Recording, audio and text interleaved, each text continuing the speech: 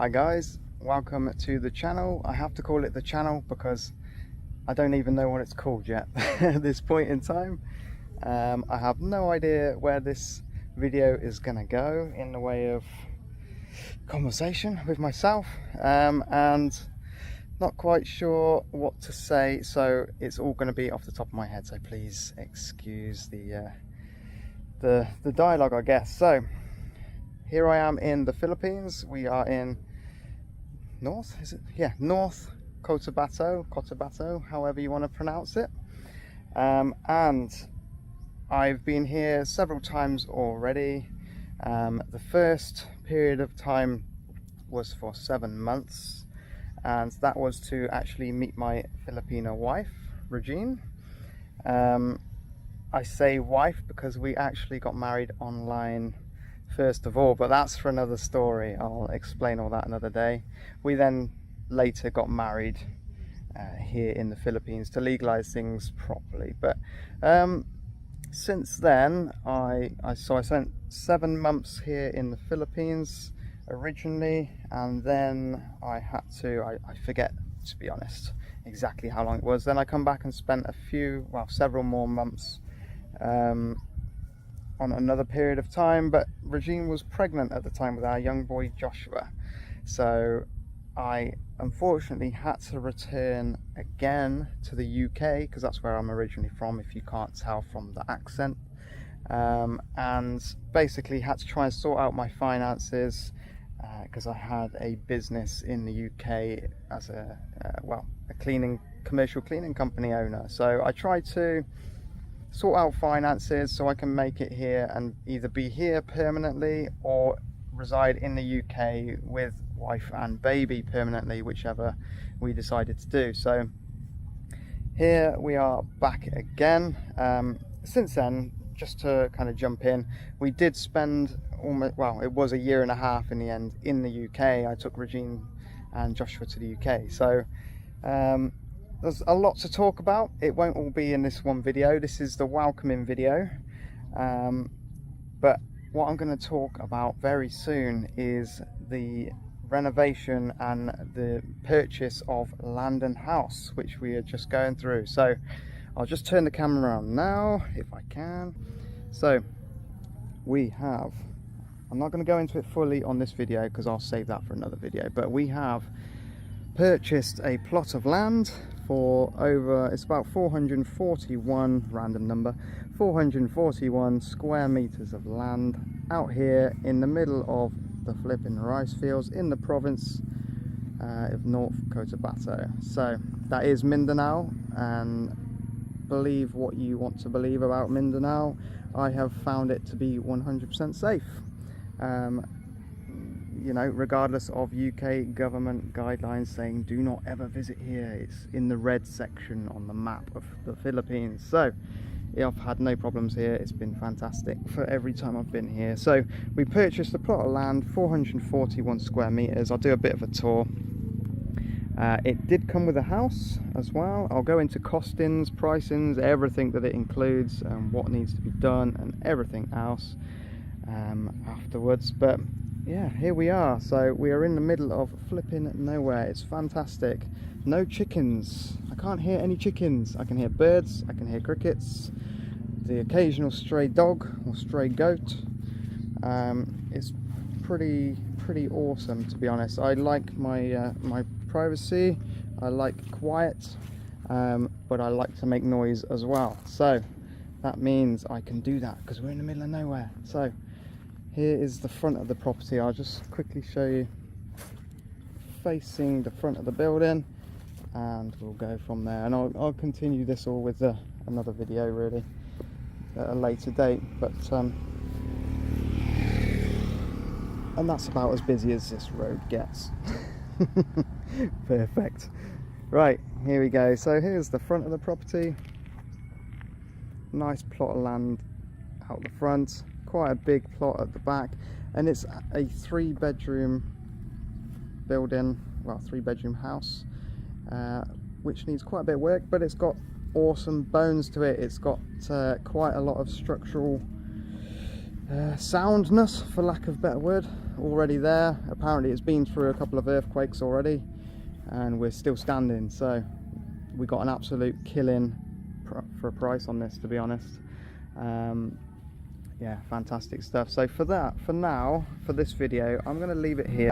But thank you obviously for tuning in. What I'm going to be going over with on future videos is the step-by-step process of this house renovation. That's going to be the building works, the cleaning works, the painting and superficial works, the costs involved, the legal aspects involved, any groundworks and any potential discussions or disputes with any neighbouring rice field owners. Yeah, because we've already had some stuff going on already, so we also have lots of things to try to make a video about after the fact, because we've been in the attorney's office obviously to purchase the building and the land.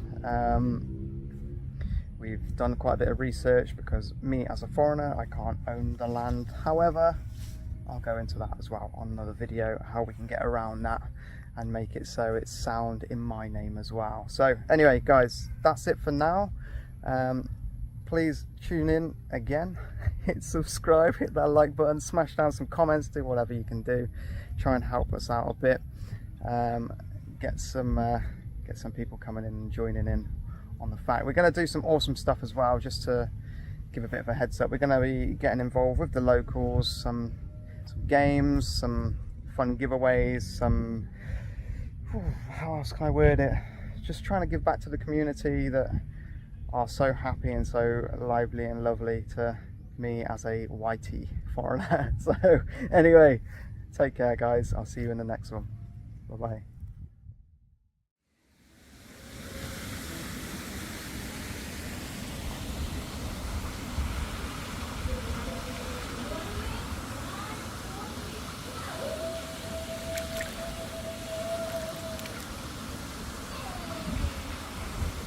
Welcome to Jenny's Hotel and Resort and gym and restaurant and everything else.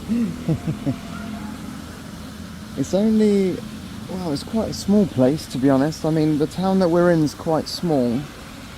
There's a lot of population for such a small town, but it's got some great little features in it, like this resort here. You can just literally just come and chill out for a few quid for the entire day.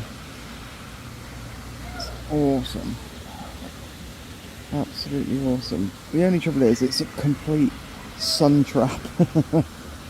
I mean, we can't normally complain about having a bit of sun. I mean, in the UK we complain when it's too sunny, we complain when it's rainy, yeah, always complaining. But here, shit, when the sun comes out, it really comes out and it gets you.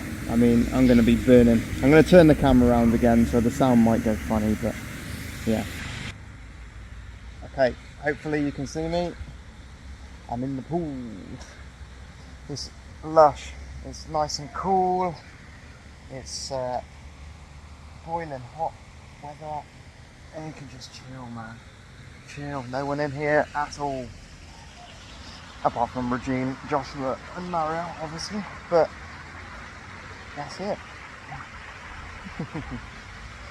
What better way to spend a few quid, hey?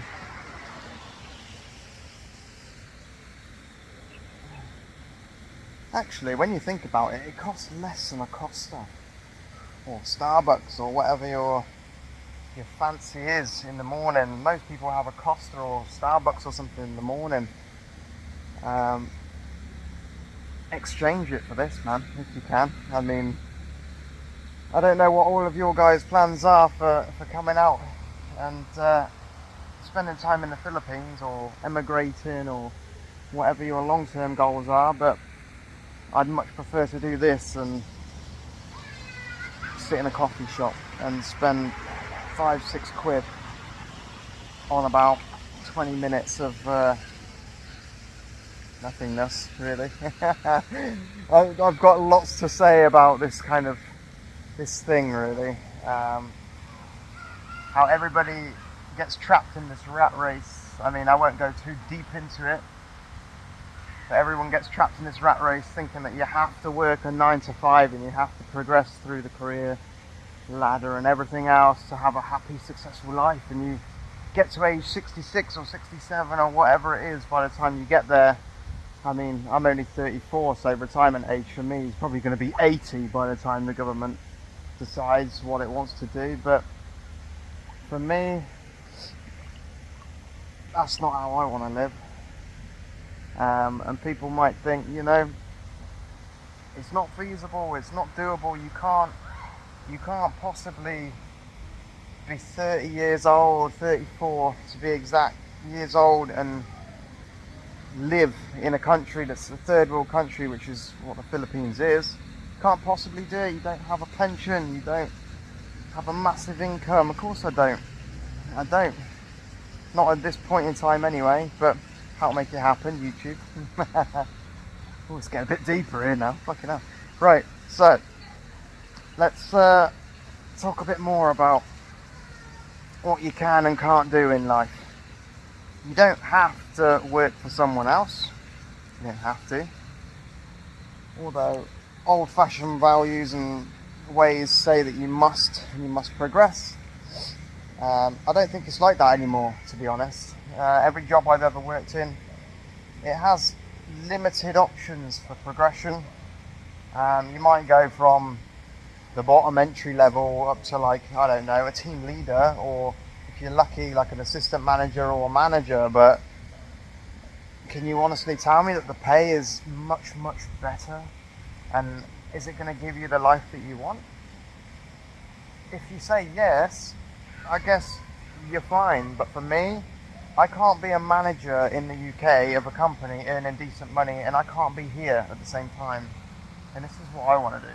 I don't want to spend 60-something years of my life earning money and sinking that money into investments and assets in the UK to then want to come out here and do this kind of thing anyway. I don't see the point.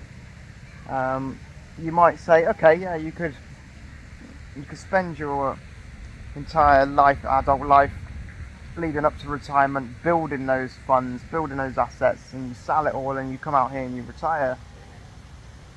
But who knows if that's guaranteed to be a little bit dark? Is it guaranteed that you're going to earn enough money to be able to give yourself a good retirement? Are you going to live that long? Who knows, right? No one knows. It's never guaranteed. And yeah, with laws and governments and everything always changing. I mean, I've just come out here to the Philippines at what I believe to be the perfect time. I mean, I'm not very political, but I know that prices are massively increasing. I mean, the rent, I had a 1-bedroom apartment with Regine in the UK, in the Midlands, and it went from, originally it was like $520, then it went up to $540, and then when we moved back in there, it went up to $570, and now my brother wants to just move in there, and they've said they're increasing the rent to $640 a month. It's a 1-bedroom flat. It's not big. It has no decent heating in there, which you need because it's now winter. It's flipping cold in that flat. 640 quid. I'll tell you how much rent we're currently paying on the apartment that we got here, because we've not moved into that house yet. It's being renovated first, and then we'll move in. But the apartment that we're currently renting as a temporary base is 60 quid a month. 60 quid a month. What can you get for that? Is that like a Sky TV package? Is that, oh God, what is it? Whatever you can apply that to in your life, is that really relevant? You know, is that not relevant? That's not the right word. Is it really something you'd prefer to be spending your money on, or would you rather have some digs here in the Philippines for ultra cheap cost and live the kind of retired life at a younger age? If you've got the option, do it, man, honestly. Yeah, anyway, that's enough of me being mildly deep. I can talk about this kind of stuff all day, man, honestly. But yeah, anyway, I'm just gonna chill for the rest of the time I'm in this pool. I'm thankful I haven't dropped this phone yet. It says that it's waterproof, but who truly knows?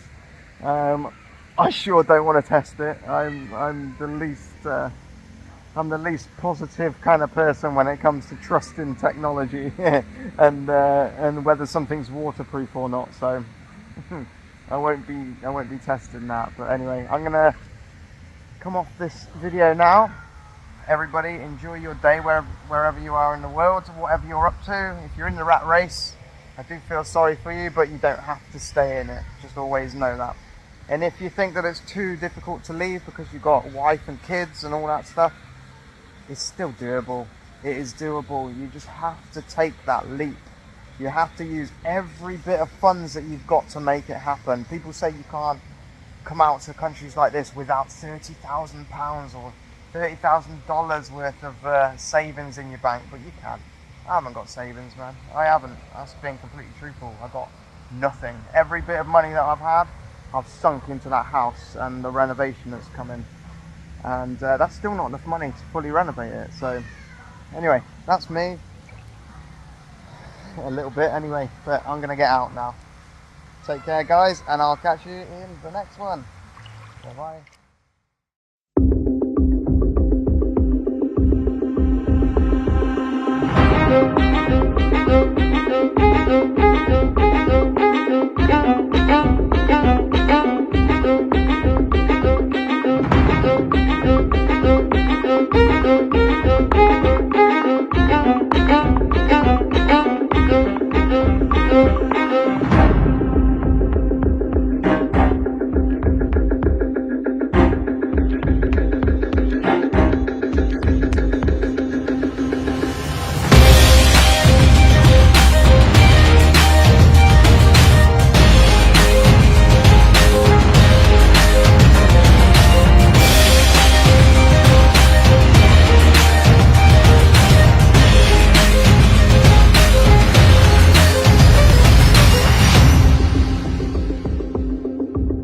My love. Wear this ring Wear this ring as a pledge as a pledge of my love love and loyalty and loyalty for all the years to come. for all the years to come.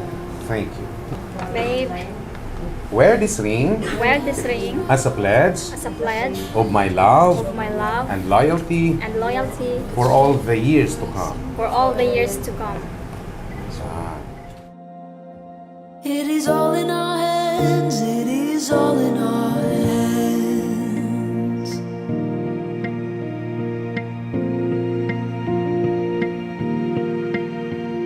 With every field and rising sea, can hear the sounds of all, and with every change we'll always be not lost but found. It is all in our hands, it is all in our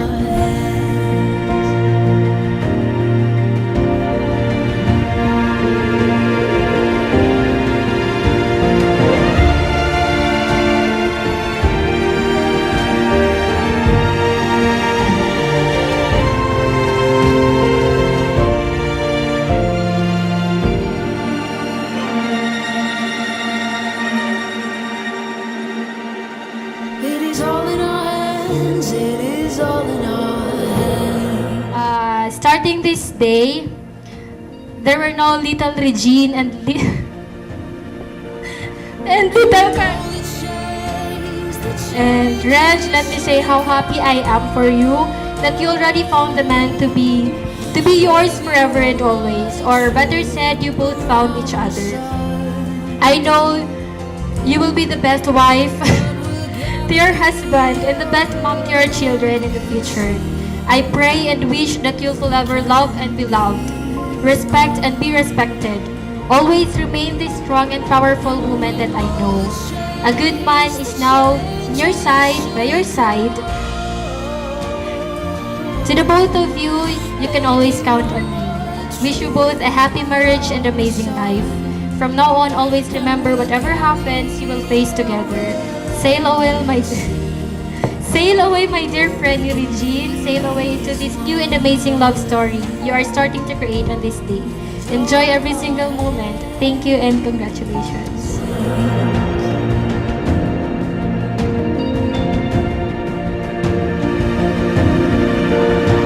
And we know the change will surely come. Baby, one more trip around the sun.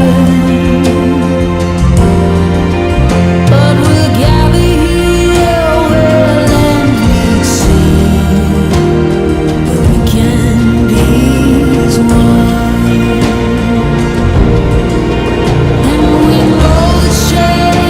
The change will surely come. Baby, one more trip around the sun, and we'll gather here where land meets sea, where we can be as one.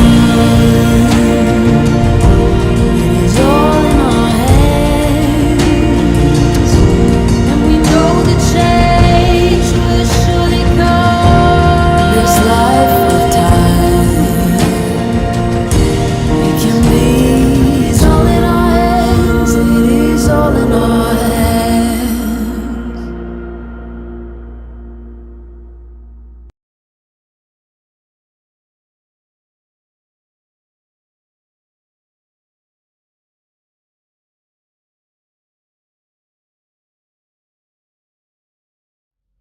Hello guys, and I doubt there's many girls here, to be honest, because I think most of these kind of Philippines channels attract the guys from foreign lands such as myself, like the UK, USA, and places like that from the West, interested in people interested in coming here to the Philippines. So excuse the skin, it's rather pink / white and yellow. I think my liver or kidneys are packing in or something, and a little bit brown / nuked on the side right there. The other day it looked absolutely horrendous, it really did. I'll try and find a picture. I took a picture. I literally thought I had some kind of weird skin condition going on. It was red raw, like it just completely took off all layers of skin. Yeah, horrendous. But anyway, it's looking a little bit better now. Excuse the bod. I've not been hitting the gym in well over a long time, to be honest with you, and for that I'm not proud. That is the truth. I've been praying to get back, and I can't wait to get back here in the Philippines and get back to the gym and have my personal trainer Jesse accompany me in the journey, because when I was in the UK it was all focusing about work, in the words of Rihanna, and it's just not happening. I've got no time for self-care, and people say that's just an excuse. Nah, dude, honestly, I literally, from the time I woke up, it was wake up, Joshua, kid, baby time, work all the way until Joshua's sleeping pretty much, and then continue work, and then get a little bit of sleep in, and then Joshua wakes up, and then it's just the same thing. Most days, my wife would tell you, I think she got a bit bored and frustrated, to be honest with you. She was in the UK with me, as well as Joshua, but that's for another video, that discussion. But yeah, so I didn't have much time to really work on myself physically, appearance wise or health wise or anything like that really. It was all a bit of a blur. We were there for about a year and a half, just over a year and a half, and we were hoping for tremendous things from the UK. I should have known. I left I left before, right? Why return? Never go back. It's like an ex, never go back, right? You don't take back steps. It doesn't get any better. Yeah, so the only thing I miss from there really is my family, to whom I love, obviously. But yeah guys, I'm sure you're all feeling soppy if you're watching, but yeah, so obviously I miss those guys, but I'd say that's not enough to make me stay. It was enough to make me want to go back in the first place, but I think I need a much stronger pull now. If I'm ever to go back to the UK, which is very, very, very doubtful, I'd have to be in a position where I'm forced, I reckon.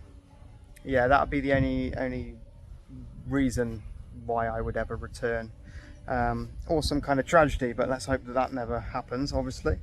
But yeah, so here we are at the house again. In the background, I'll do a quick twirl. Woo. But yeah, excuse the skin. I've actually took the top off. I never normally take the top off, and it shows, right? It still looks like I'm wearing my sleeveless top. It's so white, Jesus Christ. But yeah, I'm just trying to get a mild tan now. The sun's a little bit cooler. I mean, we're probably on about, what time is it? It's about 3. I'll try and click the phone. No, it doesn't work.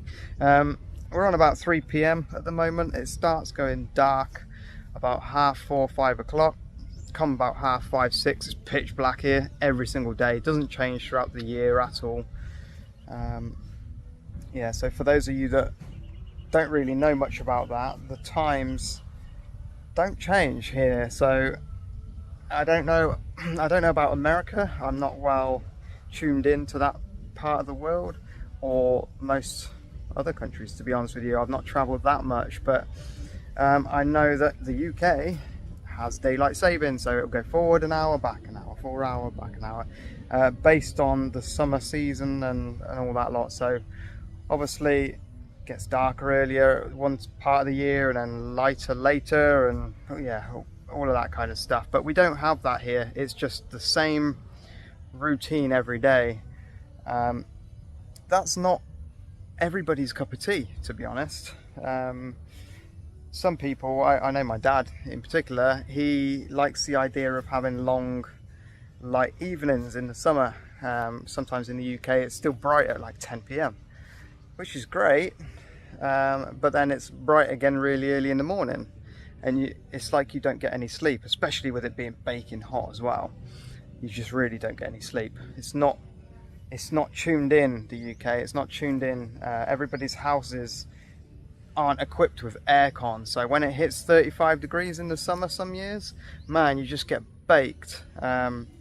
Especially in that 1-bedroom flat that I was talking about in a previous video. That flat is either ice cold in the winter or it is nuclear hot in the summer, and you're there just sat in your pants sweating. It's disgusting. It's literally disgusting. So yeah, very, very different to here in the Philippines, where you just sit around in your pants all day anyway. Trust me, I got shorts on now. Don't be too scared. I've got pants on, I promise. And not the American type of pants, the UK type of pants. Right. Anyway, I don't know quite where I'm going with that, but I'm just checking in. Trying to give you a little an update on my gains, my tan topping up situation here. Not gym gains. They will be coming at some point, not too far in the distant future, I hope. I'll be joining Jesse, and I'm very much looking forward to that, because he kicks my ass in the gym. he kicks my ass. He won't watch these videos because I don't think he understands me much. All he understands is the view of sweat running down my face and the tears in my eyes, and that's kind of his language, so we bond on that. But anyway, that's it for this one. I'm gonna tune out. I think I gave you a little bit of wisdom. Did I give you any wisdom? I don't know. That's my aim anyway. I'm going to try to give you a little bit of an insight to the Philippines, a little bit of wisdom each time. So if you didn't know it before, daylight savings does not exist in the Philippines. It's pretty much the same temperature all year round. Well, where I am currently, it's about 36 degrees every single day. And it does rain most days, whether it's for 5 minutes or 5 hours, you never know. Yeah, what else can I give you? That's it for now. If you have any questions about the Philippines or me or our life in particular, the Westwood family, give me a comment. Let me know in the comments section what you want to know, guys. If there's anything that I can teach you while I'm here. Right, take care. Bye bye for now. Okay, it's day 2 at the house renovation. Rowena in the background. Whee! So day 2 of the renovation on the house. We are making good headway, to be honest. It's making really, really good headway. However, boss man, the boss, out of the 5 of them, has decided to have a half day, the cheeky bugger. That's a man of my kind. The boss man goes home and leaves everyone else to work. Why not, eh? Perfect. Right. So he is obviously only getting half pay. I don't know whether he knows that, but I'm telling him he's only getting half pay for today. So that's only £3.50. So that's like what? It's less than £5. Just for some quick maths there. Yeah. So boss man's gone home, left the poor other 4 buggers working hard, slaving away. They're doing a grand job. Hey, look at the house in the background. Looks pretty cool from here.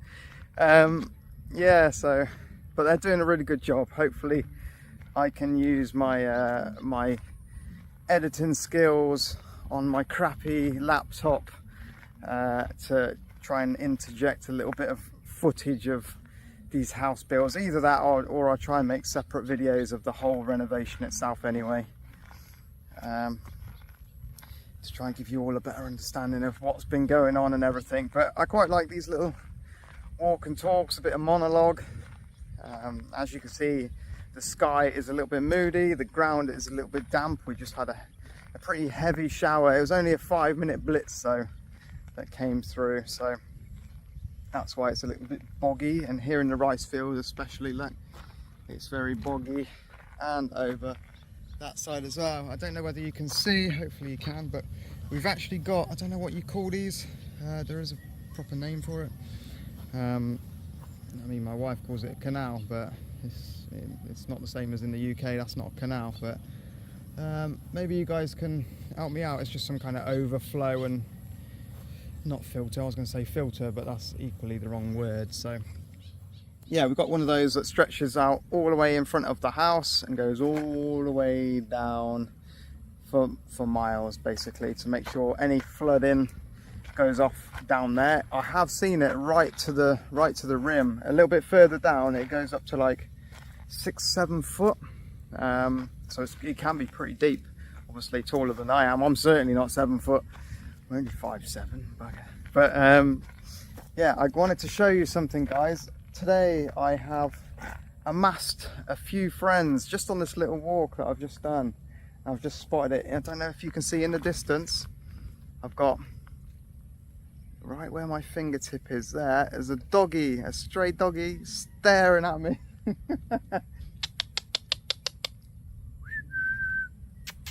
And there's another little white one just behind him there.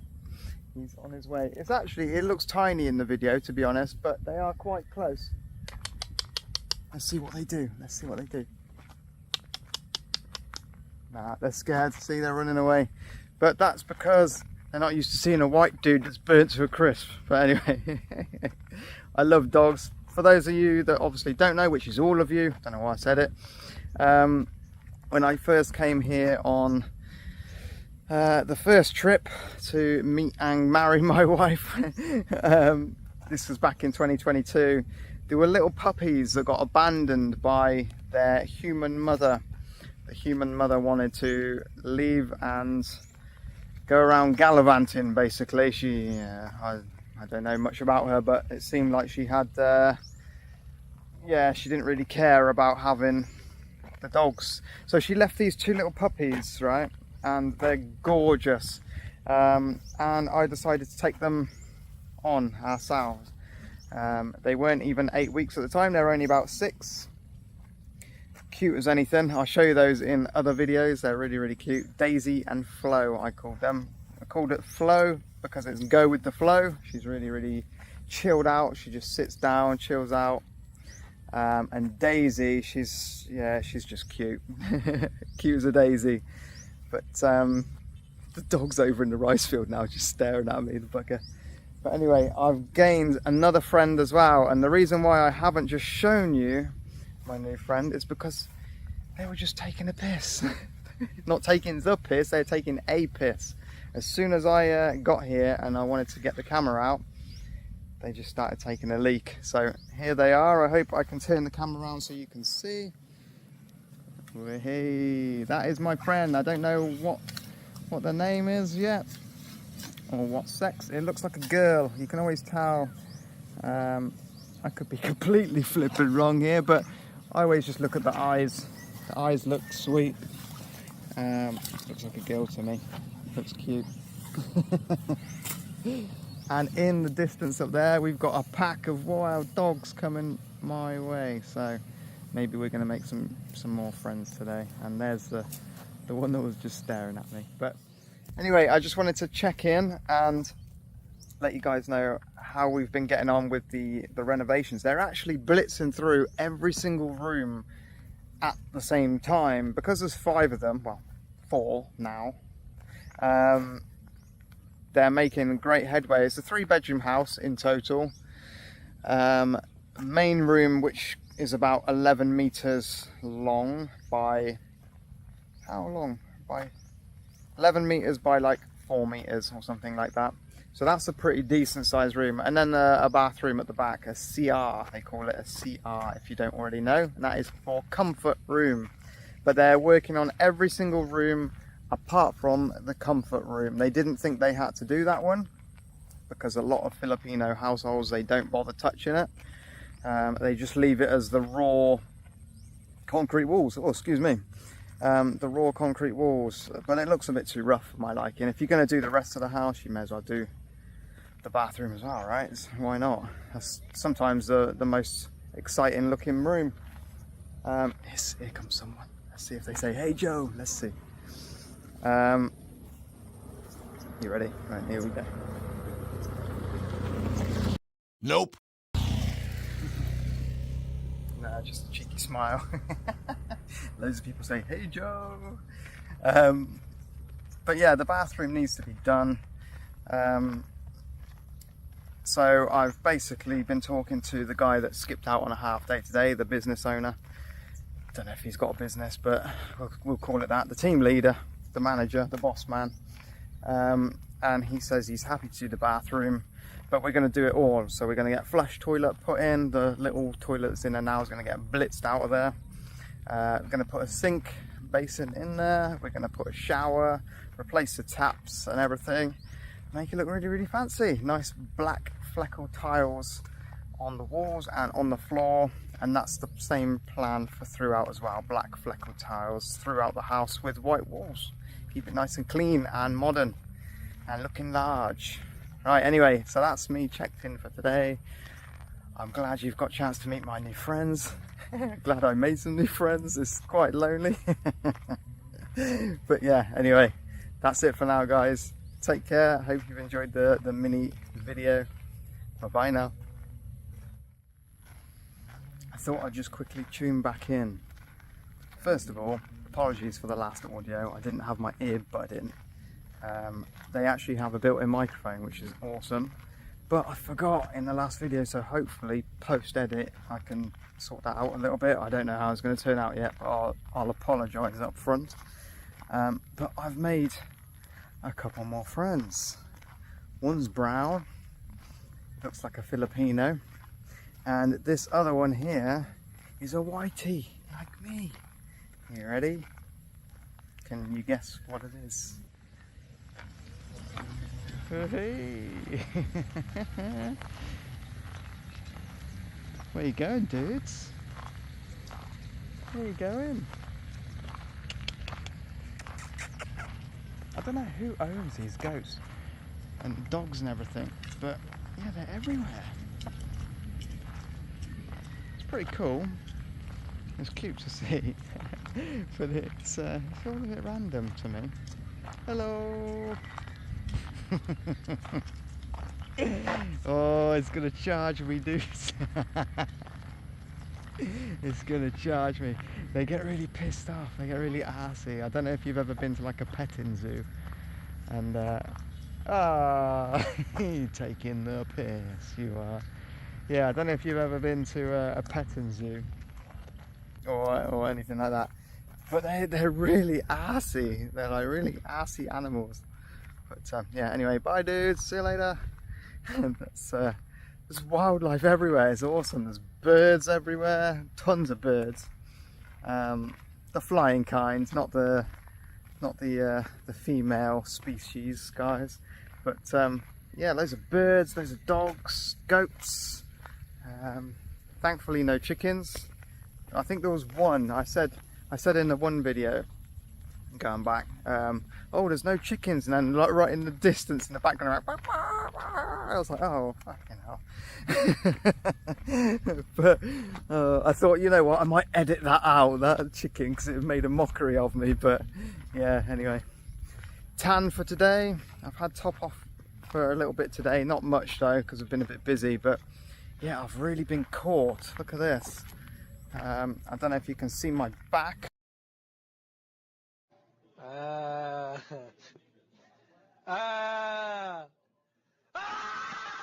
Christ, I'm red. Oh, excuse me again. Been drinking too much fizzy drinks. I got the burps, but yeah. Anyway, that's me again. I just thought I'd quickly jump in and show you my new friends. Take care, guys. Bye bye.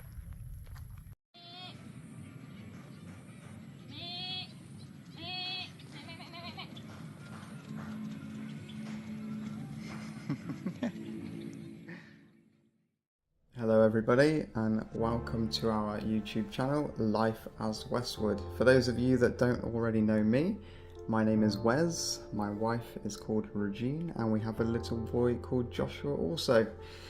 For those of you that have already been tuning in and listening and watching our videos that have been currently, recently added to the channel, you'll know that we've been undergoing some renovations to our new home here in the Philippines. Exciting stuff. So I thought it would be best if I can go over a few of the things that happened before the actual purchase of the house and during the purchase of the house.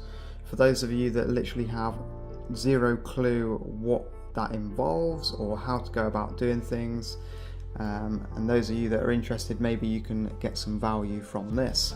I'm just going to say up front though, if you do hear any noises in this voiceover, I do apologise. I'm trying to do a voiceover, but there's quite a bit of activity in the background, so I do apologise in advance if you do hear any loud motorbikes or whatever. We are in the Philippines. Unfortunately, I'm not at the house location, so it's a little bit more noisy. Anyway, moving and pushing on forward.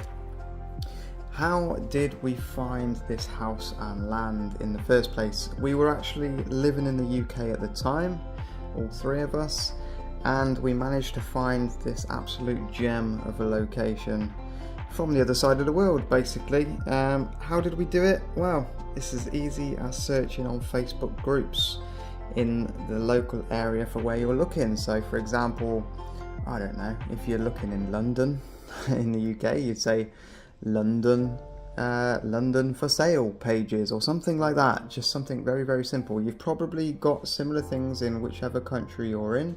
The Philippines does also have some as well. You do have to define it closer to the location that you're looking in though. So for example, Manila, things for sale, you know, just as an example.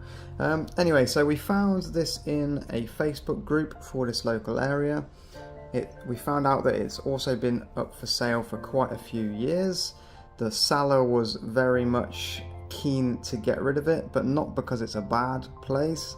They did tell us a bit of a backstory. It's because the wife and husband separated, and they were both desperate to start their new lives with their new partners and needed the funds recouped back from this building. Obviously you always have to proceed with caution. If somebody's rush selling it, then you always need to proceed with caution anyway. But as long as you do your due diligence, it's really hard to say that, then you should be all good to go. So anyway, we were contacting the landowner for quite some time to say, look, we're heading back to the Philippines. We're very much interested. Hold it if you can. We're not going to put any down payments on it. Hell no, guys, don't ever do that. Don't do any down payments. If they really want to sell it, then they'll just hold out for you, or they'll sell it before you even get there. So be prepared. If you're not going to put a down payment on, which I would never agree to anyway, then you may lose it. But you know, if you've been told that the place is already up for sale for multiple years beforehand, the likelihood of them selling it within a couple of months before you get there is quite next to nil, pretty much. Anyway, moving on forward, we visited the property as soon as we got here in the Philippines. We landed, and literally like the following day we contacted the owner and said, look, we're coming out there, we're going to have a look, going to check it out. And since then we went back a few times before actually making the decision that this is the place we wanted.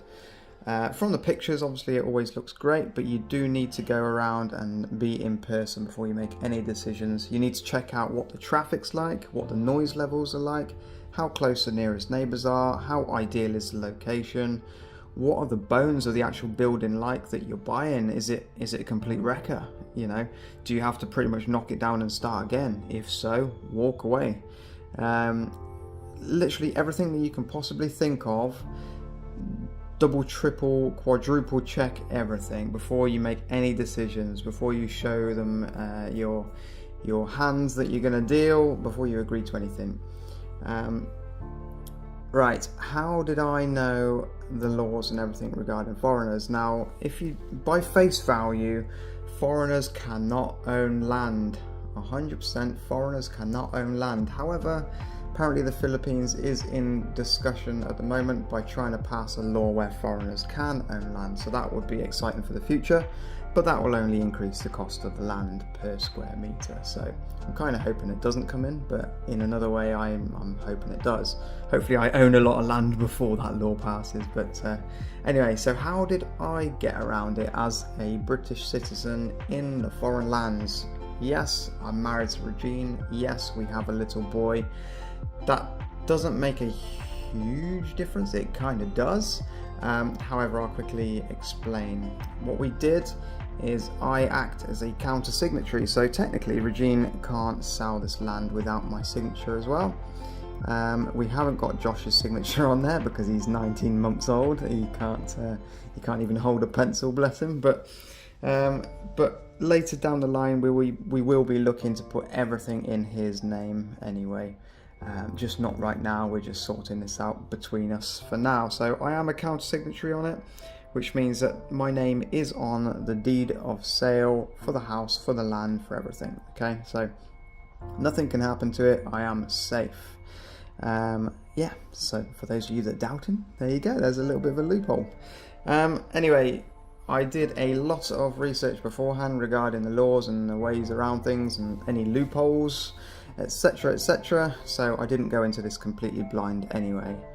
From that point we contacted and had some meetings with a few different attorneys to discuss all the legalities and everything behind it all. We didn't just go in straight for the purchase, we discussed things before, and I'm quite a stickler for asking 1,000,001 questions, especially to different people, because if they start giving you different answers then that just raises red flags. So you have to kind of get your data, gather as much data from different sources as you can, and go from there really. How it feels with your gut decision and how logically it is going to be moving forward. Anyway, so from that point we were pretty happy to move forward. I was definitely happy, and we had to arrange a surveyor to assess the land, to define the dimensions and the location with the coordinates that each of the corner posts are situated. The cost for the surveyor was 25,000. I had to do 15,000 of that up front, so in GB, in Great British Pounds, in GBP, that's equating to, well, the 15,000 is basically £200. So 25k, 28 is about £350 in total. I've got to do the other 10,000 once we receive the final sketches and everything. That's not an instant thing, guys. Don't expect them to provide you with a sketch immediately. It may take a month or two. Completely depends on one of their government processes behind the scenes, but yeah, it is all legit. I've spoken to many people about this. The sketch does come at a later date, so when the sketch comes I have to pay the additional 10k. Alright then, so the surveyor has now placed cornerstones to mark and define the boundary, all of the coordinates for each of those corner posts. They stuck little sticks next to the cornerstones and everything, so you know exactly what you're going to get. In our situation, it actually took a chunk, quite a large portion out of a rice field. We got in about 3 or 4 feet for the whole length of our property, 3 to 4 feet wide all the way down. So that's quite a large space for us, and it was pretty important to obviously get that surveyor to define that for us. Right, where do we go from here? Once we knew what the boundaries and everything were, we personally found out that it wasn't the exact dimensions that we originally were agreeing to with the landowner. They said it would be X by X, but in fact it was X by X and it was less. So we negotiated and come to an agreement with the price. The landowner weren't too happy because I lowballed them. But to be honest with you, it's it worked out basically 441 square meters for 650k, so 650,000. That's just under 9,000 pounds, Great British pounds. That's a good price. Well, that's about probably a little bit more expensive for the land if you were to just purchase the land. So basically we purchased the land a little bit more expensive, but got a free house, which is 3 bedrooms, okay, and it's quite big. So we basically got a free house with the land. Bargain.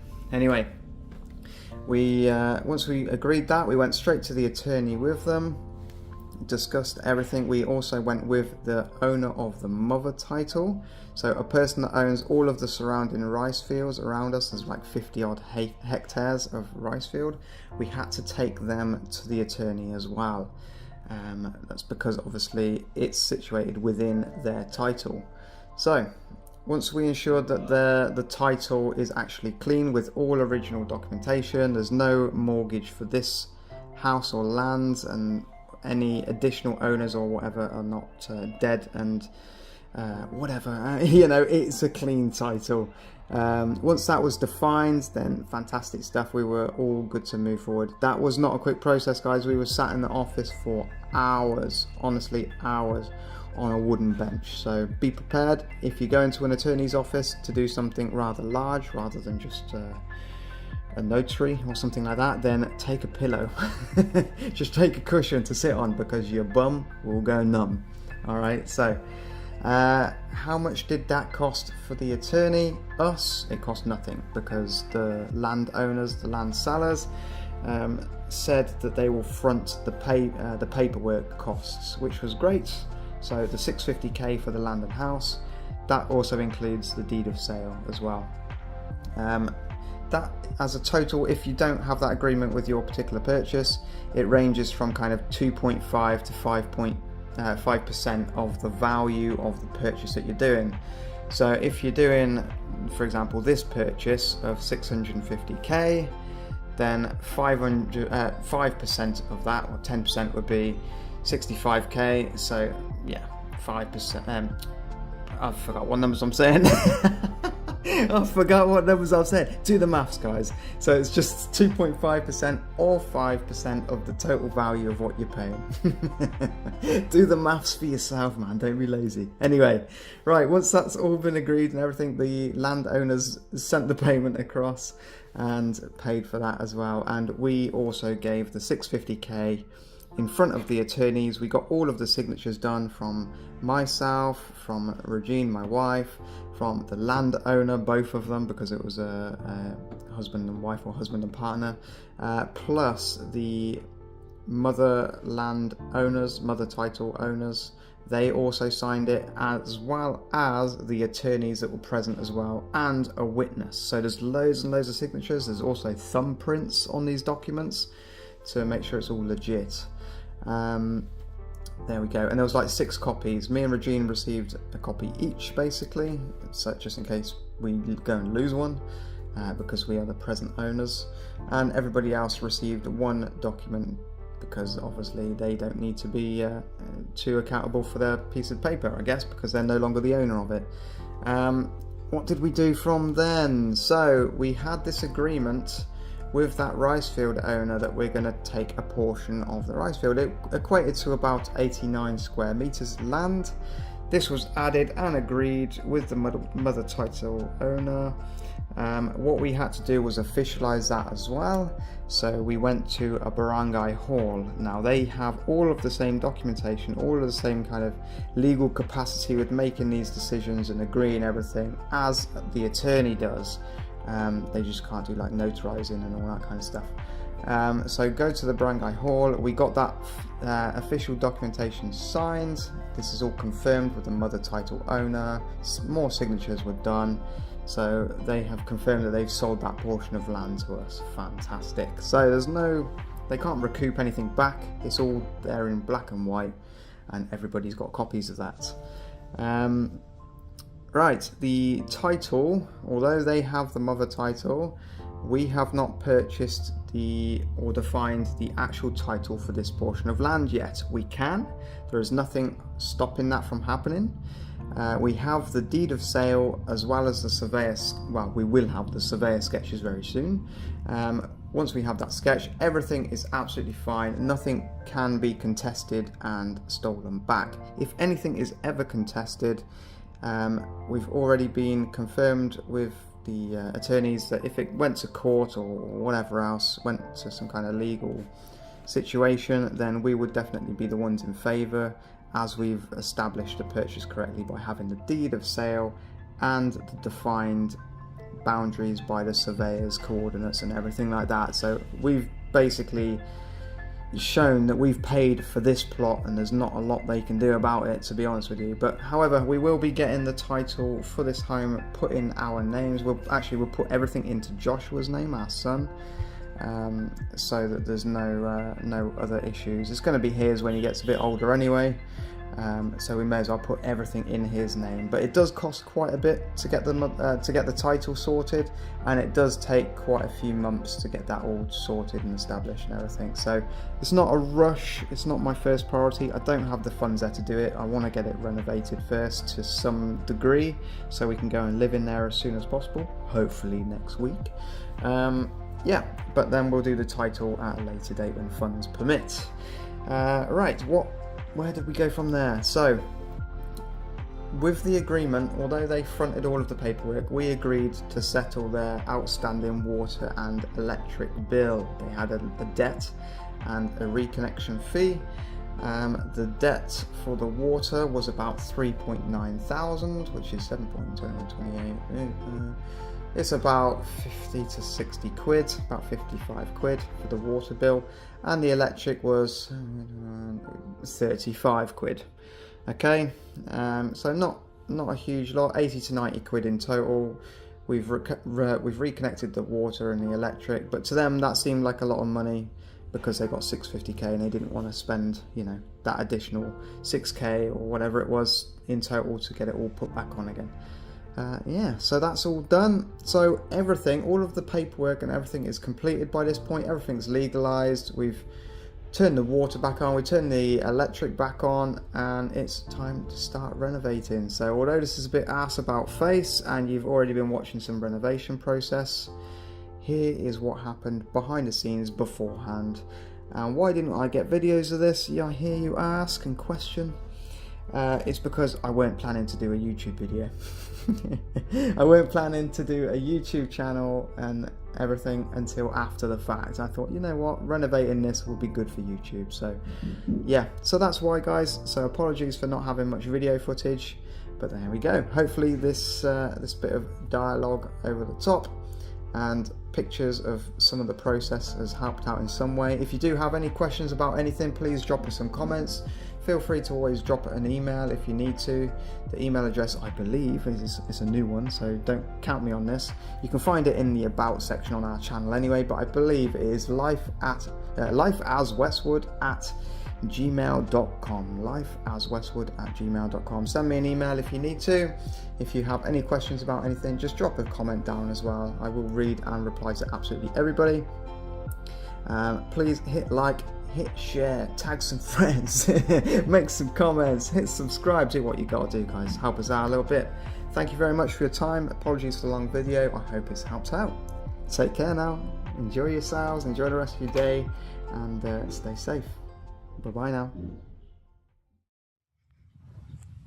Welcome. It is day one of renovations here in North Cotabato, Philippines. Our home there in the background, recently purchased with this plot of land of 441 square meters for a total of, drum rolls please, it is 650,000 pesos, which is the equivalent of approximately, oh, how much is it? It's just under 9 grand UK money, so 9,000 Great British pounds. I think that's about right, just off the top of my head. 7 point, 21, 28, 49, 56, yeah, it's about that, yeah. Just under 9 grand. It was originally going to be 800,000. However, there were, it's quite a common thing here, when you get a surveyor out to your property, out to your land, there's often discrepancies between what the people have advertised the land as, size-wise, and what you actually get. Now, the surveyor done a fantastic job. He's the most well-known and accomplished in the area. He calculated it to be quite a little bit lower than we thought originally, dimension-wise. However, obviously we came out to the land and we viewed it before, and we really loved it anyway, so we kept those cards held close to our chest and we didn't tell them that we were still happy to buy. We played the game of, oh, you didn't, you missold us something, you know, you misadvertised something. Not missold, you misadvertised something that we thought we were going to buy, so we want to bring the money down. So that's how we knocked it down from 800k to 650k, which is great. Saved some pennies in my bank to try and deal with some of these renovations and stuff. So where can I go from here? So it's day one. We've got the guys in as a team of 5. I don't know if I've previously mentioned that yet on these videos. I'm going to be chopping and cutting stuff about on these videos. So there's a team of 5 guys. 3 of those are skilled tradesmen. They seem to use the title carpenter. Now everybody is a carpenter apparently, but these guys are skimming walls, they're fixing water pipelines, they're doing all sorts of stuff. So they're multi-talented, but they're just known as carpenters. I don't know why, don't know how that comes about, but yeah, each to their own. So there's 3 skilled carpenters apparently, and 2 labourers just helping muck in with the you know, the hard stuff like mixing up concrete and stuff like that, and sifting out, you know, the grit from the powder and all that kind of good stuff. So just to kind of give a price on those, the skilled guys are on 750 pesos per day, no, 700 pesos per day, not 750. That makes a big difference out here, believe it or not. So 700 pesos per day. That's about 9 quid, something like that, £9 a day. That's a full day as well. These guys got here at 7. They're busting stuff out straight away. They're building up their tools with the pieces of wood we bought. And then the labourers, they're on 450 per day. So that's about 6, almost 7 quid, I think. Just off the top of my head, these conversions, guys. So I think it's not far off that. But yeah, so there's 5 of them here, so we're getting quite a lot of labour done quite quickly. They're hoping to have this whole place rebuilt up and skimmed within the, well, by the end of the week. So come next Monday it should all be done. For a total price of, including labour and materials, a total price of approximately 400 Great British pounds. Bargain. You can't even get one room, well, you just about get one room done for that in the UK. So yeah, we're getting a whole house done inside, not outside, that'll be another time, but yeah, certainly inside for today, well, this time. But yeah, I'll basically just keep dropping in little short videos of what they're up to, how they're getting on and all that good stuff. But yeah, hopefully you enjoyed the video.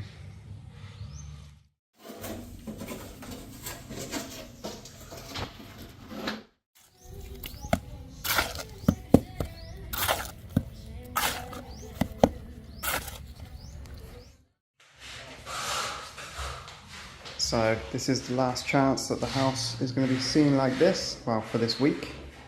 It's going to take quite a bit of work because they have to obviously sort all of this out. They've got to square it all up, make it look beautiful, which is what they're starting to do here, as you can see.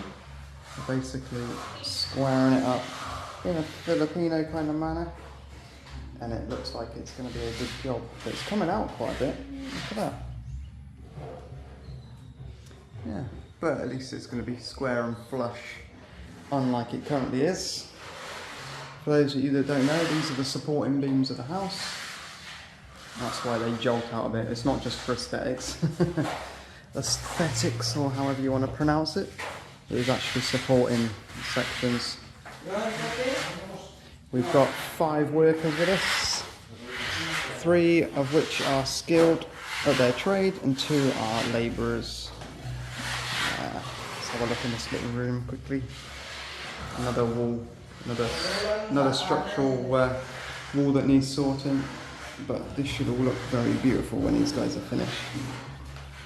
I'm sure, I'm confident. Do you mind? Do you mind? Wait. Smile. Smile.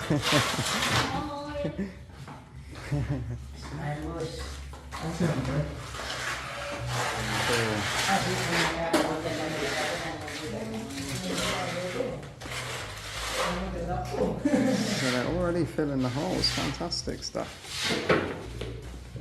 If you come to the outside of the house, all of this is going to need doing as well, but to be honest with you, budget does not permit.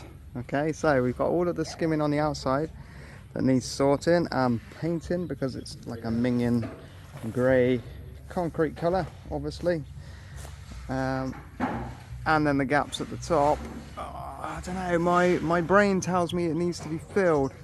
However, I can see hundreds and thousands of houses here that don't bother. They personally just build up to the wall, build a ceiling over the top, as you can see on the inside, but then they leave the gap at the top, and my brain just tells me there's loads of animals can go up there. But I don't think they really do, to be honest. It's too high for most animals. If anything, it would just be birds. But yeah, outside needs quite a bit of work. Mostly it's cosmetic. Don't really know what else to say at the moment. There's just loads to be done. But it's not a rush. We're here for the long haul, so over time, slow and steady wins the race, as they say.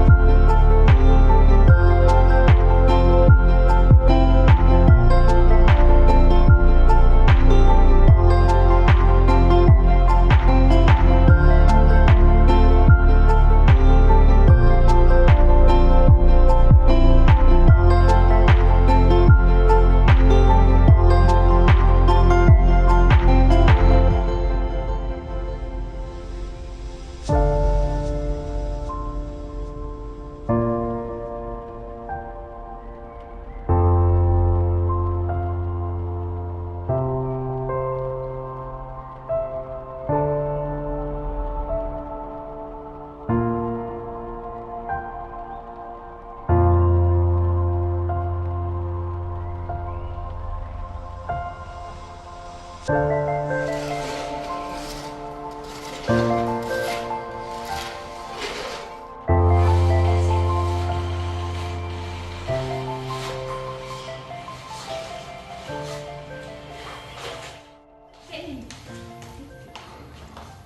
so the holes up there have been filled today. Not skimmed, but it's just been filled to have the main majority of it done. We've had some skimming obviously done on these walls here. Nothing on the rest of the walls in here yet because it's a big room. But in what is going to be the office, we've got this skimmed almost entirely. They have to build up that section, the structural post, so I guess they dodged the skimming around that section because of that. But they've done, yeah, same there. So they skimmed everything else. Obviously it needs more layers, but yeah, great start to the day. And then into bedroom number 2, the smaller one. So they've done a little bit of skimming on that wall. And they've really built up the structural post on that one, which looks fantastic. So that'll obviously need skimming and sorting, just like everything else. But it looks fab. Right, what else have they done? I know they've been working in the master bedroom as well. Okay, they haven't done any skimming in here yet, but they've been building up this massive column here. And judging by the video earlier, hopefully I'm arranging these in the correct order, but you can see how much it's been built up compared to earlier, so they're doing a wicked job. First day down, they actually built their own tools as well, so you buy them with wood and they build their own steps and everything, so it's not much to buy the wood like that, but yeah, good job guys. Welcome everybody. In this video we're going to be going over a few things such as picking up materials from the warehouse, wood, cement, all sorts of stuff, ordering white sand by the metric ton. We're going to go over how they struggle to deliver that metric ton on the truck because we don't have a driveway and they have to try and get over a irrigation drain. And also you'll get to see some of the pricings for those materials and an update of the house. Stay tuned. We're here at the supplies warehouse and here is somebody else buying materials and loading up a tricycle to be delivered. We are also waiting to do the same thing. You do see lots of things in the Philippines that you don't see in the West. And you can see here that the guy is propping up his pieces of plyboard with a 2x4 piece of wood. So it doesn't all snap and fall off. But yeah, in the UK, I think that would genuinely get you pulled over by the police. Let's go and have a look in the warehouse just to see what they're up to with our materials. The workers were shy to be recorded and they were laughing and said that they're too ugly to go on the video.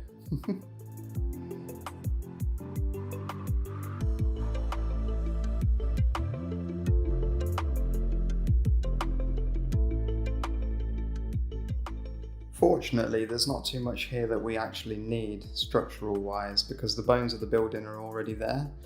We're just working on the finishing aspects through the house now, so there's no need for us to purchase any steel girders or rebars.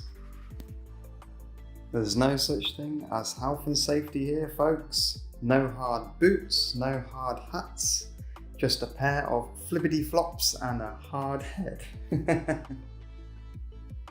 For 8,455 pesos, which is about 115 Great British pounds, we got all of the skim coat, concrete, white sand, nails, rivets, plywood and everything else that was requested from the boss man. And just have a pause of the video if you want to have a read through the receipt. They also requested wood in 2x2 pieces, and I weren't sure what this was actually for at first, but when we got back to the house, I realised it was so they could build up some tools, such as a filter screen for sifting through the sand, and they also built hop-ups so they can stand and reach a height as well, but you'll get to see this within the content anyway. And all of the wood came to a total of 855 pesos, that's like £12.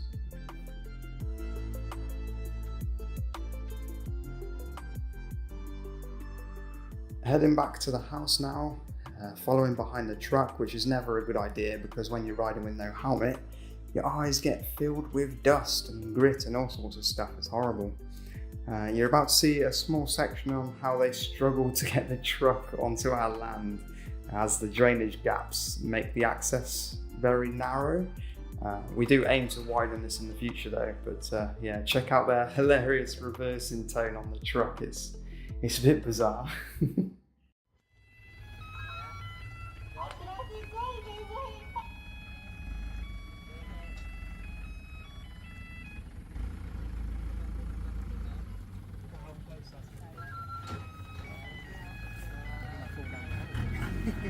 Scary.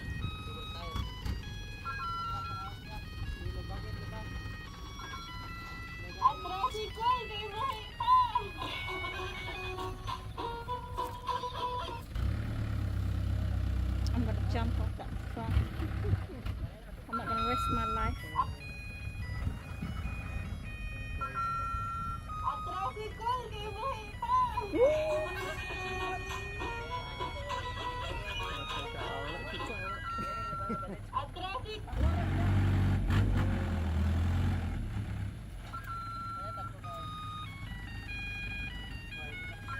Two hours later.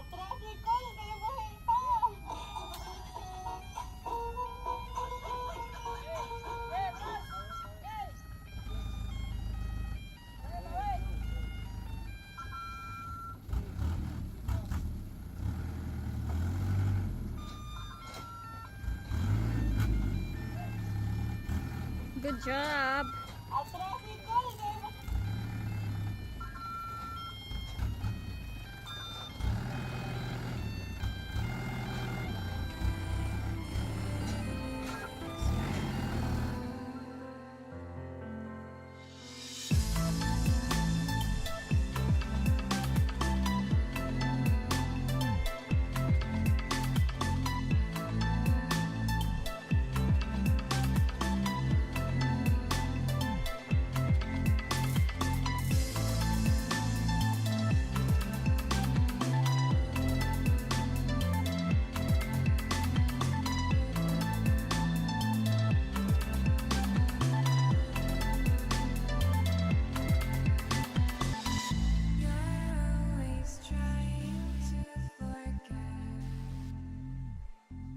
We then quickly unloaded the materials from the truck, and that should keep the workers busy for a little while before they need any more, hopefully anyway. The sacks of cement weigh like 40 kilograms each, so there's actually 80 kilograms on that dude's head. Yeah, rather him than me on that one, but yeah, I don't fancy putting myself in a wheelchair, to be honest with you.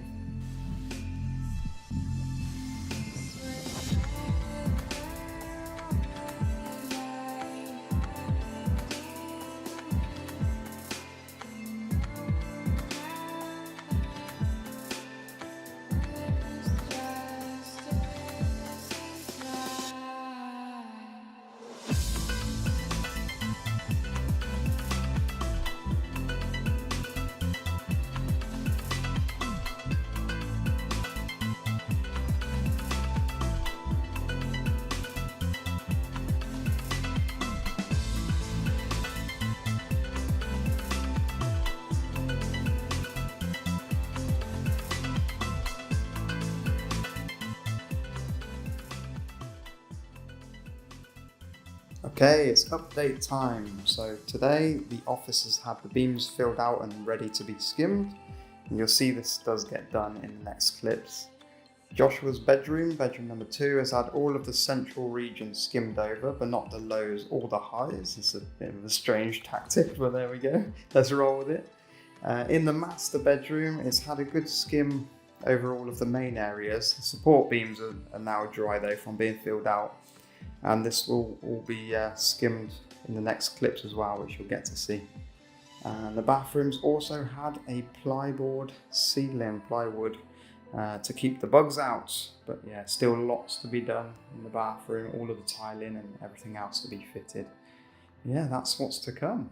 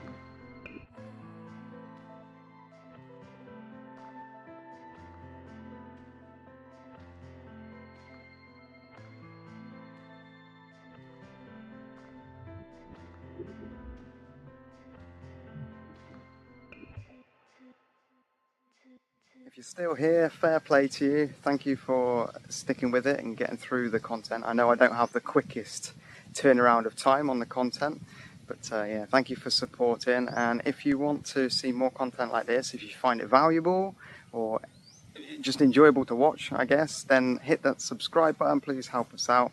Obviously, I'll do my best to get around to any questions that you may have. If you want to leave a question in the comment section, please do. That's probably the easiest way to get hold of me. Otherwise, just send us an email. You can find that in the about section on the channel. So please smack subscribe button, do whatever you can do, tag a friend, tag a friend, leave a comment, do what you can do, guys. Thanks again. See you in the next one. Hi everybody, welcome back. In this episode of Life as Westwood, if you want to call it that, I'm just going to go through some of the Wi-Fi setup, what we have here in the Westwood household, and basically you get to see how quickly the weather changes as well. Obviously I'm recording this video in the future. I've already recorded all of the content that you're going to see in the past, like a week ago, so I'm just trying to play catch up and fill in on the blanks really. So yeah, hope you enjoy this video, find it useful, and I'll catch you at the end. Bye bye now. Good afternoon everybody, here from sunny Philippines. It's about 4:20 p.m. today, and we are here at the house waiting for the internet people to come and turn up. They've actually, like, it's quite difficult to explain this. I'll try and backtrack a little bit, but there they are. You can see them walking across the rice field first of all. There you go. Yeah, I'll backtrack a little bit, but this is a company called Globe. These guys in particular that are walking across are actually resellers for Globe. Now what that means is Globe as an internet provider, a phone provider, don't actually come to this location because we're quite far out of the way. We're quite far off the beaten track, to be fair, from the main road. So what they do is Globe as a company actually allows resellers to resell their service basically, and what they then have to do is arrange to go and fit these services in the location. So what these guys are doing, just as a quick explanation, is they're actually hooking up their own wires to pre-existing poles. You can see him setting the ladder up against the pre-existing pole and then just bringing it straight to our house. That's not something that Globes themselves are willing to do for some strange reason. However, these guys do come with quite a hefty setup fee. We did pay 35,000. That is 7.212835. That's £500, just under £500 to get set up. Now, you think, shit me, that's expensive. Yeah, it is, okay, but they've also given us 6 months free Wi-Fi with that one. They say free, it's in with the £500 essentially, and it is 500 megabyte line as well, so that's pretty damn quick. I've never had a speed that quick in the UK. Wherever I've lived, it's always been capped at like 76 megabytes a second. Sucks, right? Anyway, that's what you get for not living in London or a decent city that's, you know, with today's age. But yeah, so where I was previously living in Worcester, and same with Cheltenham and down in Cornwall especially, I've moved around quite a lot, guys, especially up in Sheffield, just outside of Sheffield though. The internet is pretty damn limited, but then you come to the Philippines, which is essentially, well, it's apparently a third world country, and you get 500 megabytes line, so it's a bit strange really. And you can also get gigabyte lines and all sorts. That's a bit too expensive for my taste, but there we go.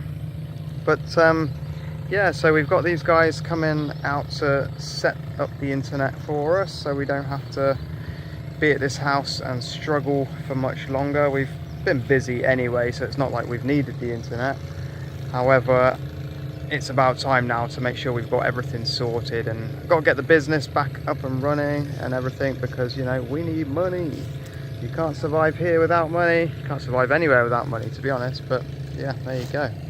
So that's it for now. I'll try and check in again when these guys have got a little bit closer.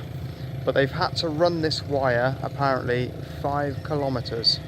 That's a flipping long way to try and sort out a wire. So that's why they're pretty expensive. Okay, now we're getting somewhere. I think they are on pretty much the final pole before they bring it across to the house. There's a different line that already stretches across here. You can probably just about see it on the camera. That's for a different network. There's one called PLDT.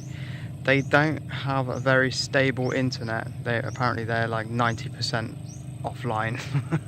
And that's not something I can deal with. I can't handle going down for like 10 seconds. Oy, that sounds dodgy.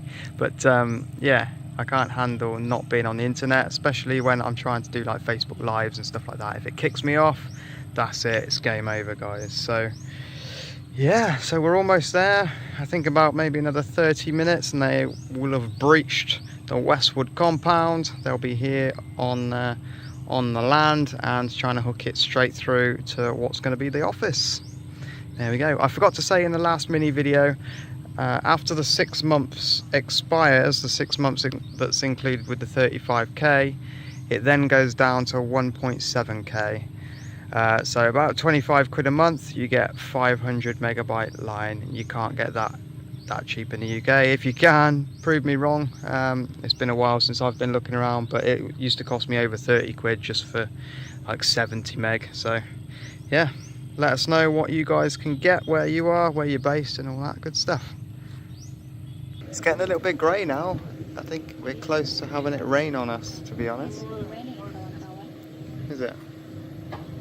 Yeah, it's all, I think it's about 5 p.m. now. 5 p.m. Is it? Is it 5? Yeah, it's about 5, almost 5.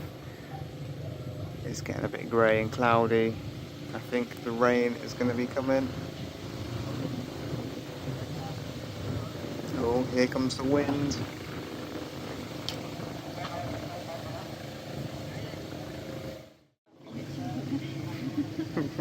I've just asked for permission. Asked, rather. It's really, I always say that wrong. I always say asked. I always asked for permission. Right, I asked for permission. I'll say it again. Why not? Just to see if I can record them. They say, yeah, sure. So hopefully, yeah, he doesn't get too embarrassed now. He keeps doing, what's it called? Wacky Wacky? Or Wiki Wiki? What's it called? Wacky Wacky.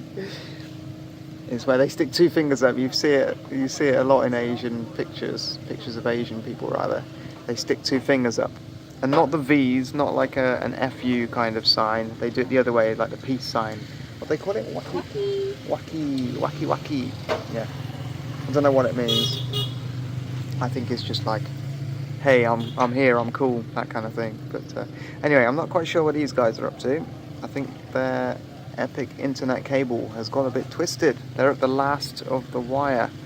I got a feeling that they might have just enough to get to the house, but not enough to feed it down into the room, because their ream of wire, or is that the right word? Ream? I don't think that's the right word.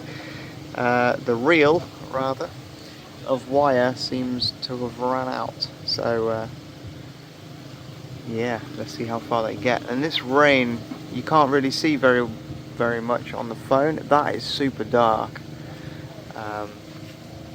A little bit of light in the distance, looks quite nice, but yeah, this is a dark rain cloud that's about to pass over, and it seems to be all kicking off over there as well. So soon I think we might get a bit soaked and might have to retreat indoors. Anyway, let's see how far they get with this wire.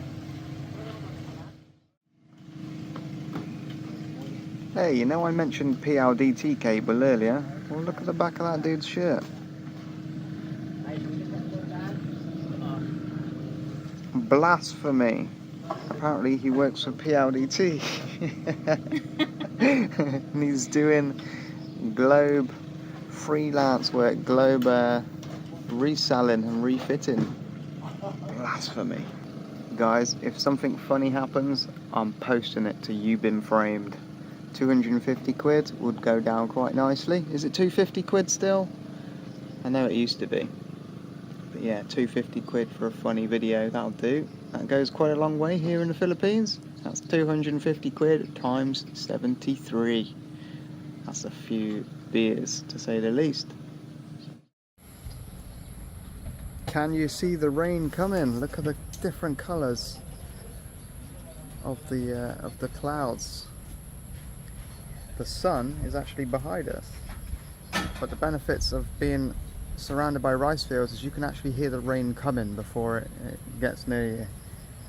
So all of a sudden it's going to hit us and I'm going to disappear inside. But you can, if I shut up for a second, maybe you can hear it. You can see a haze in the distance, look. That's water, that's the rain.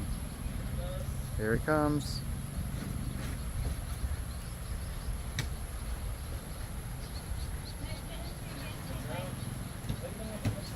I'm here on the roof now. Here it is.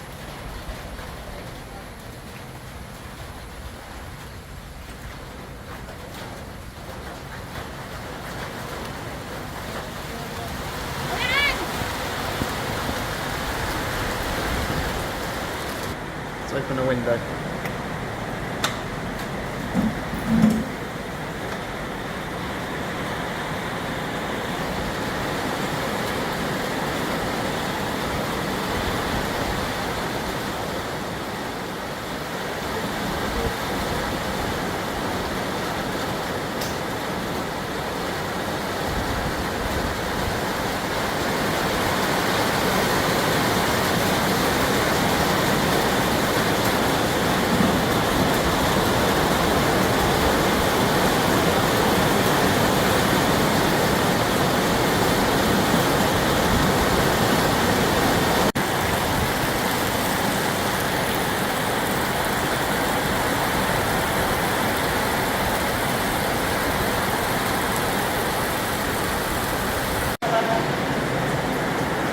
Bless them, man. These guys are still working hard in the rain to finish the job, to make sure the Westwood household has Wi-Fi so we can upload to you guys. I don't know if you can even hear me, but they're getting soaked, bless them.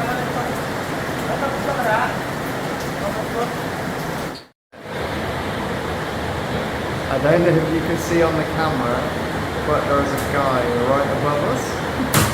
Oi.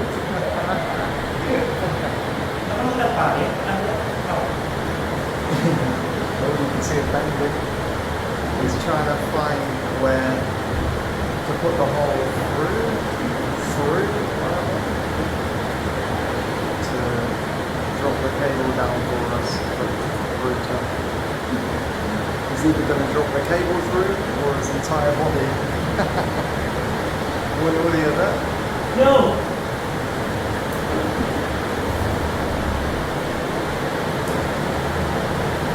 I've got no lights in that one at the moment, so maybe that helps him navigate.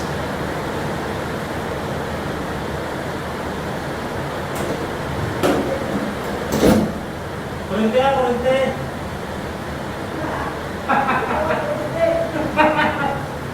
Saan? Where's the breaker?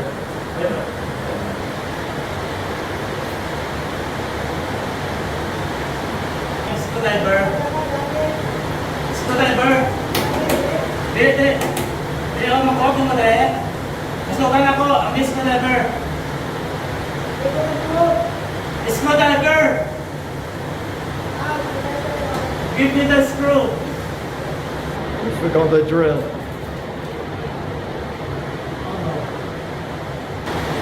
Okay. Okay. Good catch.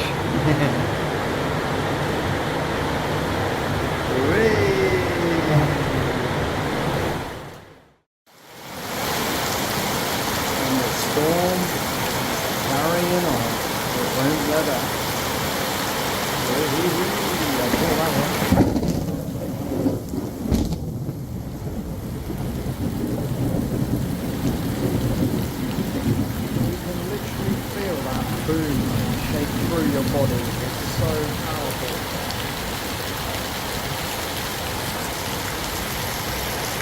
Lights back on.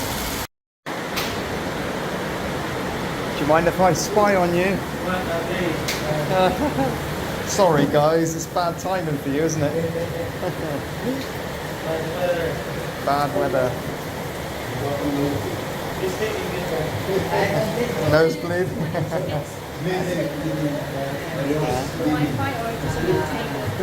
Yeah, stick it on the wall.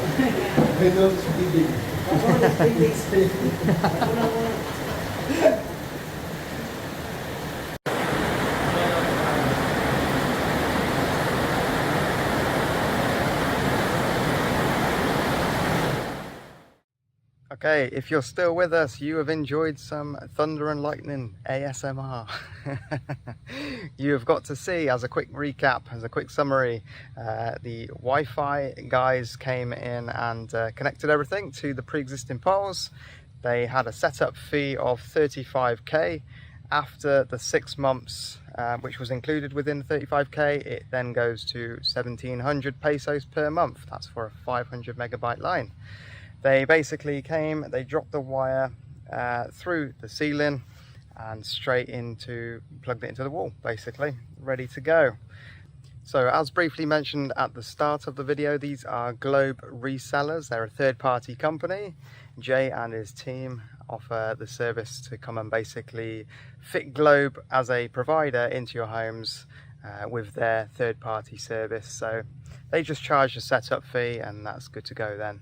But yeah, as you can see in the video briefly, they were getting it all set up. You do a speed test and we did hit speeds of up to 500 megabytes a second. I did a speed test on that speedtest.net or whatever it's called, and we did hit 497 megabytes a second on the download speed.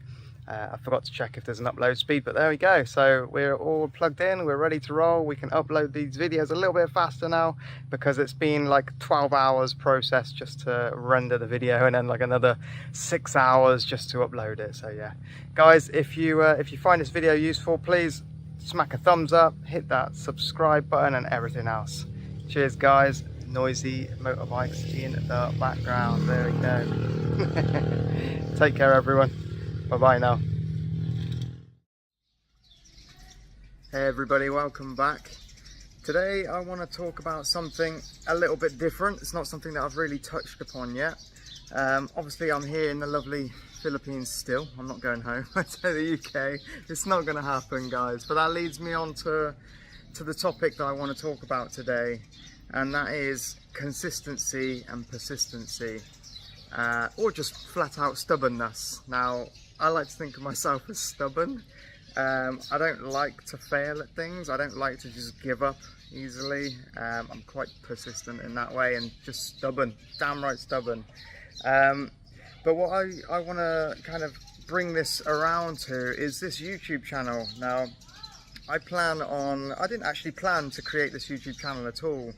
But I thought documenting things that are going on here in the Philippines would be great for not only myself and family in the future. It'd be nice to see, again, looking back on things, but also checking in with my family. But it's also extended to now almost trying to help out people that are like-minded like myself, like-minded as myself rather. If that's the right way of saying it, I don't know, I've just confused myself. But people like me that don't want to do the whole 9-to-5 grind, don't want to stay in the UK or USA or wherever you're based. You want to venture somewhere else. You don't want to stay in the country that you're born in, the country that you'd like to call your home country. I like to say that my home country now is not the UK, personally. I feel a lot more at home here, although my family is based in the UK. I feel more at home here. It's more my kind of crack. But yeah, consistency, persistency. Let's bring it back around to that. And I think regularly uploading to YouTube is going to be great for many things. Great for checking in and everything with myself and my family. Checking in and trying to help people out that want to do the same thing as myself, like to try and escape their 9-to-5 grind rather, their mundane Monday through Sunday, you know, and then Groundhog Day, it hits repeat and they do the same thing over and over again. So you don't have to live like that, guys. You don't. You really don't. But what you do need to do is you need to have the mindset that you need to turn up. You need to turn up and you need to do what it is that you aim to do. Keep moving towards that goal and not just staying in something that's just ticking by. Now, if that means you have to do something that you don't want to do temporarily, and then in any free time extra at the end of the day, you kind of side hustle, if you want to call it that, then that's what you got to do. But I mean, to just kind of give up on your dreams and just stick to a 9 to 5 and just get by every day on just paying bills, then no, that's not cool, man. Don't just stick with that. But just turn up. Keep doing it. Keep doing what you want to do to get where you want to be. I've seen quite a few YouTube channels recently blowing up, and it's because of this reason. They turn up, they do what they want to do. They're consistent with the uploads every day. They're pumping out videos, doing exactly what they want to do to get where they want to be. I just want to mention one. There's a lady called a channel's called Dash, based in USA, black American lady. Lovely, absolutely buzzing with personality and bubbly attitude and everything. Real positive vibes. Within like the last month, she's boomed from like 1,000 subs to like 42,000 now, I think, at the time of this video. And that's because of this mentality. Turn up, do what you need to do to get where you want to be. Consistency, persistency, or just damn right being stubborn. Anyway, I'm going to leave it there, guys. This is me checking in from the Philippines, North Cotabato, at a lovely resort here called Blue Wave. It's actually my first time coming here. It's near my home and it's dirt cheap. It's even cheaper than the last one. So guys, take care now, and I'll catch you in the next one. Bye bye now. If you're a whitey like me, they just look at you like you're some kind of wizard. Whoa!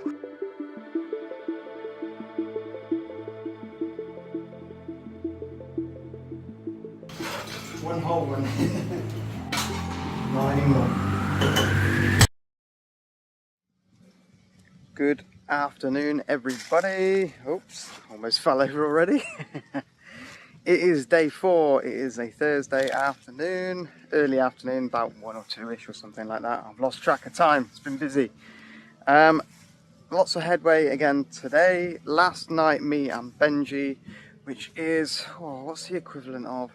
Would it be brother-in-law? If Benji and Rowena were married, then we'd be brothers-in-law. I think that's right. Anyway, I don't know.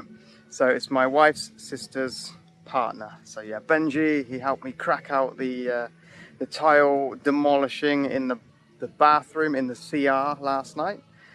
We decided to come along out of hours in the pitch black and crack it out while no one else is here working, because I hate being in the way of people. But the thing is, right, I'm gonna walk away from where we currently are just to briefly discuss this. Let me just get out the way quickly.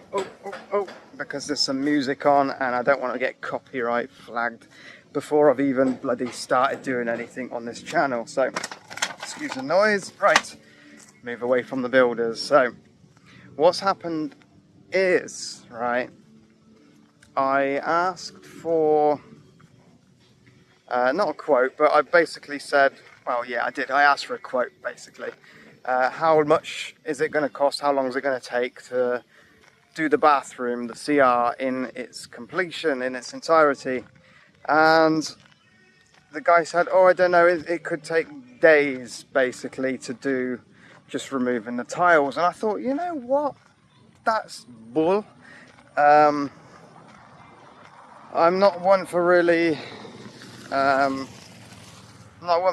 like going against what people say as such. I just kind of go with the flow. But I know for a fact it wouldn't have took days for their team to, smash out the tile work in that bathroom. I know that for a fact. Just because that's what I used to do.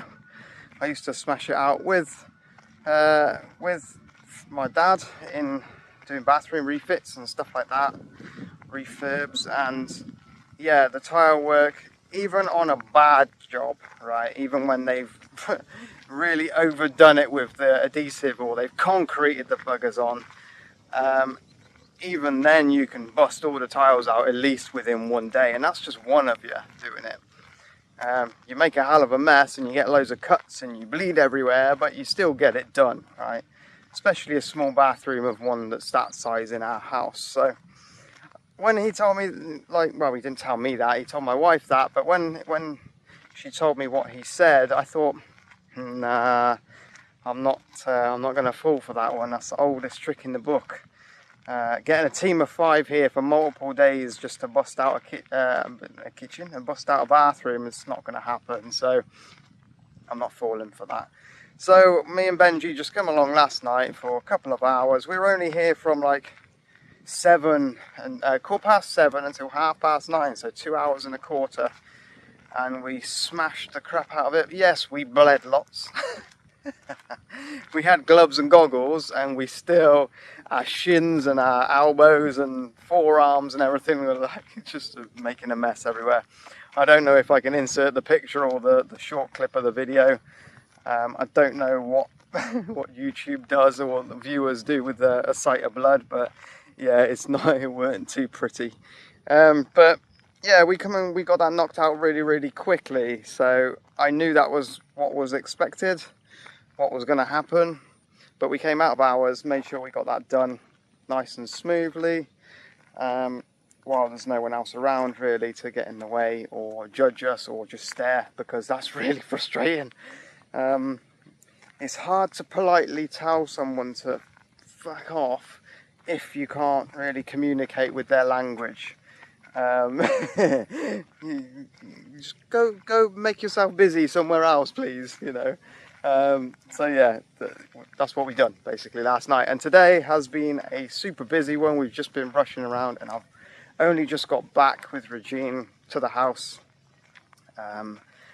We've basically been in the local city, which is about 30 to almost 40 minutes away, hunting for materials and getting everything ordered for the bathroom and everything else, well, the tile work mainly. So we've got a new bathroom suite, which is like the toilet, the sink, a mirror, the shower. We haven't got, we've not got a bath. I'm not a fan of a bath anyway. Just a cold fed shower. I don't even like hot because it's too hot here. So we've got that all sorted. We've got the tile work selected, spacers and sponge things and scourers and all sorts of stuff. I'm a little bit skeptical though. I'm a little bit worried, if I'm honest, because these guys, as much as they're doing a fantastic job skimming the walls and stuff, the main boss man, he seems a little bit hesitant with tiling, discussing the tiling. And when I asked him what tools do you need extra, because I'm supplying some of the tools, he said, I'll just use this, and he's shown me, which is like a skimming trowel, and yeah, I can't remember what you called the other one. Well, it's not trowel, fuck, what's it called? I can't remember what it's called now. The rectangle one. It's been a while, leave me alone, alright? But yeah, the hawk and trowel and whatever. But yeah, so he didn't really kind of fill me with confidence about spreading the adhesive or, you know, finishing off the grout properly with sponges and stuff. So it left me a little bit thinking like, I'll get the stuff, and if he doesn't quite know what he's doing with it, I'll try and fill in, because although it's been a while since I've done it, I'm pretty sure I could still do a better job as someone that isn't well versed in it than somebody that's not even using the right equipment. So yeah, that's my thoughts on that one. So we'll see how it goes. I'll give him the benefit of the doubt. I'll let him have a little pop at it, have a look at it afterwards, try not to be too judgy. But at the end of the day, I am paying for it, so I do want it to be right. It's somewhere that we want to live. I don't want to keep looking at it every single day and thinking, I wish I just did it, you know. I want it to be a point where I'm really happy with it. Every time I go in there for a number 2, I want to sit down looking at the tile work rather than looking at my phone or something and examining it and just going, yeah, that looks really good. I'm happy with that. So yeah, so that's today. We did get caught in a huge storm on the way back. Absolutely drenched through because we're just riding a 125cc motorbike. What they call an RS 125, it's made by Honda. Good little bikes, little nippy thing. You don't really need much bigger here in the Philippines. Be nice to have a 250 or something, get somewhere a bit quicker, but it's quite dangerous on the roads. I'll talk about that in another video. But yeah, we got absolutely bombarded by the rain, so much so that it hurt for me to ride the bike. It felt like hail on my face. All I had was my sunglasses on to try and protect my eyes. I wear contact lenses, and if the rain hits me in the contact lenses, it really screws my eyes up than if I didn't have the lenses in. So I put on the sunglasses, but because it's so dark because of the rain clouds and the sunglasses tint just make it almost impossible to see where I'm going, as well as the rain not being able to, you know, have like a car wiper on it on your sunglasses. You don't have that, so quite hard to see where I'm going. I had to pull over into a petrol station and just hide, basically. Anyway, what else is there? We've just been rushing around to get back here to pay the dudes that delivered our stuff. I'm going to walk back the other way. That music's kicking back in. Yeah, the delivery of our stuff that we've just bought came, and we had a call saying, we're here now, we're delivering in it, and we need payment for the delivery. So we're like, shit, rushing back here because we're not too close. We're about 10 minutes drive, plus we had to pick up some extra cash from Western Union, because that's another video to discuss about money transfers. And rushed back, and basically we got back here and they weren't even here. They'd gone. They delivered the stuff, buggered off, and we asked, okay, so how do they want the payment? By Gcash. Okay, right, that's another payment method to talk about. But now that they want the Gcash payment, it obviously leaves us with less money in the bank account to put into Gcash, because we withdrew it in cash from Western Union. So that's, oh yeah, welcome to the Philippines. Anyway, hello. You're fine, guys. You're fine. If anyone comes out here, right, you'll find everyone stares at you, especially if you're a whitey like me. They just look at you like you're some kind of wizard.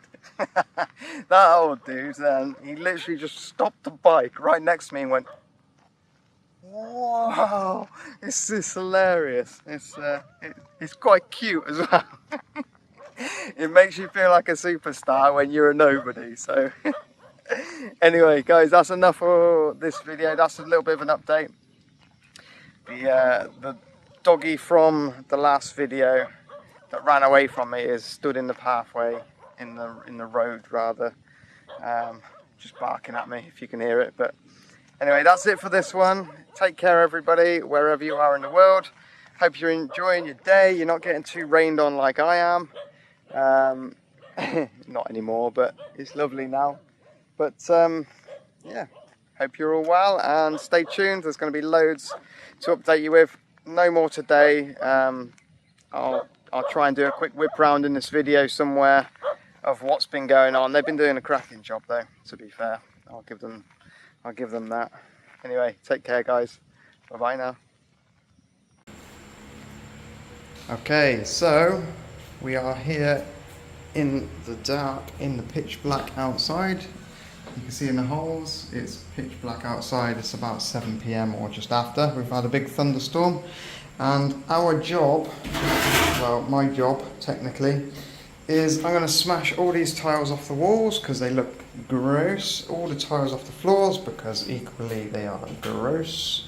Have a good tidy up in here, remove any rubbish, and go from there. I mean, I'm just hoping that they haven't concreted these tiles into the floor and they've used tile adhesive instead. So fingers crossed, with a bit of luck. But I got myself some trusty tools. I got my PPE, my personal protective equipment. I've got some goggles, some gloves, and a good old bolster, chisel and rubber mallet. So there we go. I'm going to have a good go and see how long it takes to smack the shit out of this bathroom. Wish me luck.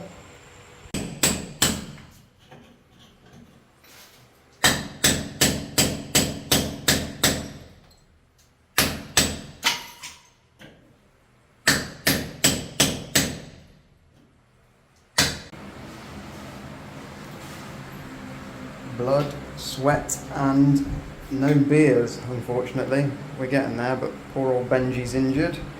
I'm also bleeding. Not as much as Benji though, bless him.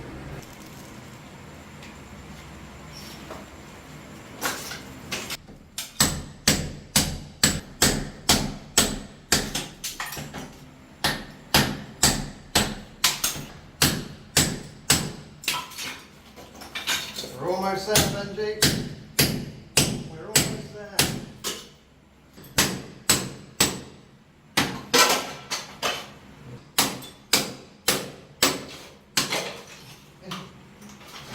One whole one. Not anymore. Hey! Jesus Christ. Right. Okay, 2.5 hours later, the job is completed. Myself and Benji have been slugging away really quickly and hard, and yeah, they're just blitzing it, absolutely blitzing it. No messing around in the Westwood household, no messing around. We have got some injuries though. That's just me. You should have seen Benji. I mean, I had something on my arm as well, but yeah, Benji, the poor bugger, he was bleeding everywhere. But I think he's all on the mend now. Give us a wave. Right guys, that's it. Beauty.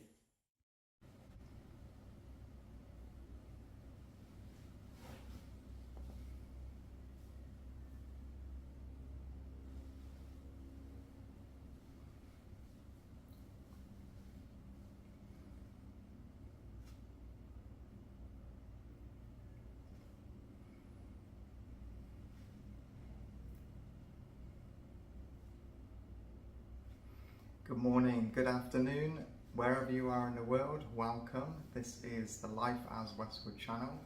I'm Wes, if you didn't already know that. So nice to meet you. I hope you find this video a little bit informative. Okay, Thursday, day 4 is completed. They've not started on the kitchen section yet. The door is off the CR now. And they've started working on the supporting pillars, building those up because they're in bad shape. They still need a bit of work doing on them. And obviously that section there where the holes originally were, they filled that now. Made that all nice and completed, so there's no mosquitoes that are getting in anymore. Stay out, you buggers. Obviously no skim coat in here yet, considering we only started this last night, me and Benji. Floor not started yet, but that's it for the bathroom. So they've made some progress in here today, and the ceiling is on, light is through, the whole job done. So we've ordered a new door because that door, it looks gross, and also it's got holes and stuff in it. Yeah, I think it must have been there for longer than I am on this planet, to be honest. But yeah, we got a white one there, but because I'm trying to do everything black, well, most stuff black, I think I'll spray that up. Well, I don't think, I know I'll spray that up because I bought some spray paint for black spray. So in this room now, they filled up that pillar and they've skimmed it now, looking beautiful. Just needs obviously sanding back and finishing it off. this room's been worked on quite a bit more today, but they've not touched that section there. But they have touched this section here. And they've also, if I move the door out of the way, built that one up as well. Still needs some drying though by the looks of it. But yeah, that one's built up as well. So that'll be ready to skim tomorrow as well. So, I mean, we're getting pushed for time a little bit. There's only 3 more Labour days remaining for them, according to estimates. So they've got to pull their finger out. I don't really plan to continue going on day by day by day because it's day rate. It's not pay for the job. The thing is, the issue with this is if you pay for the job, you get people that rush and do a bad job or they cut corners. If you pay by day, you can't not be here because then people start getting a bit loose with their timings and longer breaks and all that kind of stuff. I mean, I'm no slave driver, but yeah, I don't want people just skipping out and then sponging off. So you got to keep an eye on things, really. I don't think they've done any work in here today. This room's been missed. So let's go into the next one. So I mean, you can question it yourself. Which is better, day rate and not know when they're going to finish? You have to keep an eye on things, or go for the quotes. You know, put in a price. Say it's going to be like X amount of pounds, and then you know, they could get done, you know, within a day or a week or a month or whatever it takes. It's still the same price. So it's each to their own, but because I know a little bit about what they're doing, like quite a bit to be fair, I've been quite lucky. Some people don't have a clue about this kind of thing, but because I know a bit about it all, I'm able to stick around and check on what's going on and make sure things are all good and on track. But I think, judging by the amount that's left and the amount of cleanup that's remaining, it might run over by a day by the looks of it. Because I mean, they've sped up the process by going over the door frame, but now they need to backtrack and they need to tidy up the door frame. So I mean, I used to do exactly the same thing when I was doing this kind of thing. Go over stuff and then tidy after. It's often quicker, to be honest, rather than trying to get the original job done perfectly without touching the area. I mean, again, it's a preference thing, but I think that because they've got to go over and they've got to tidy stuff up, it means that they'll go over by a day, but I'll keep a check on it anyway. But that's it for now on this one.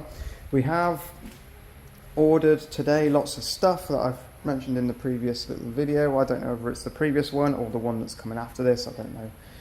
Whatever, you'll know what I'm talking about. But here's the door for the CR. It is PVC, plasticky colour. You've got plasticky material rather, white colour, sprayed black.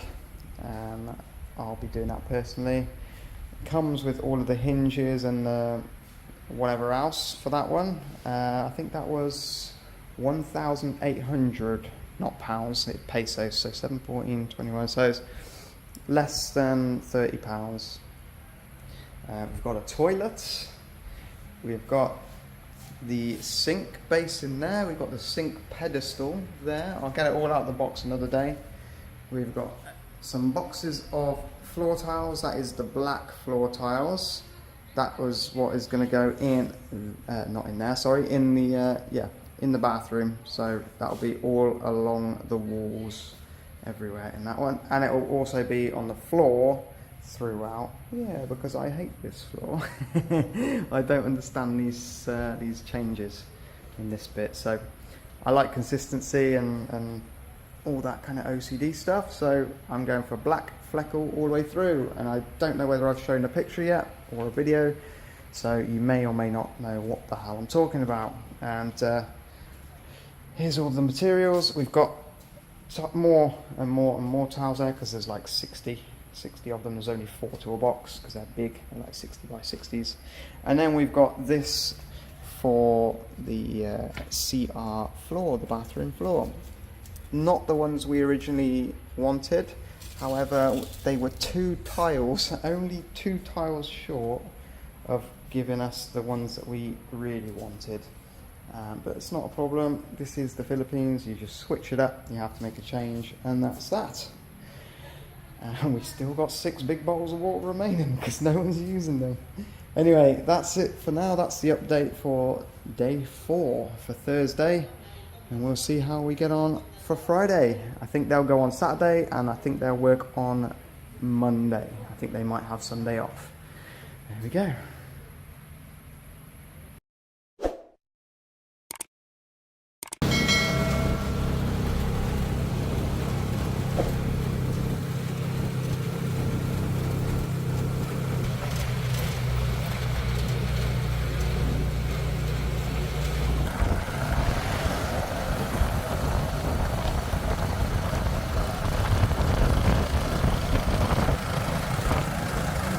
Hello in there!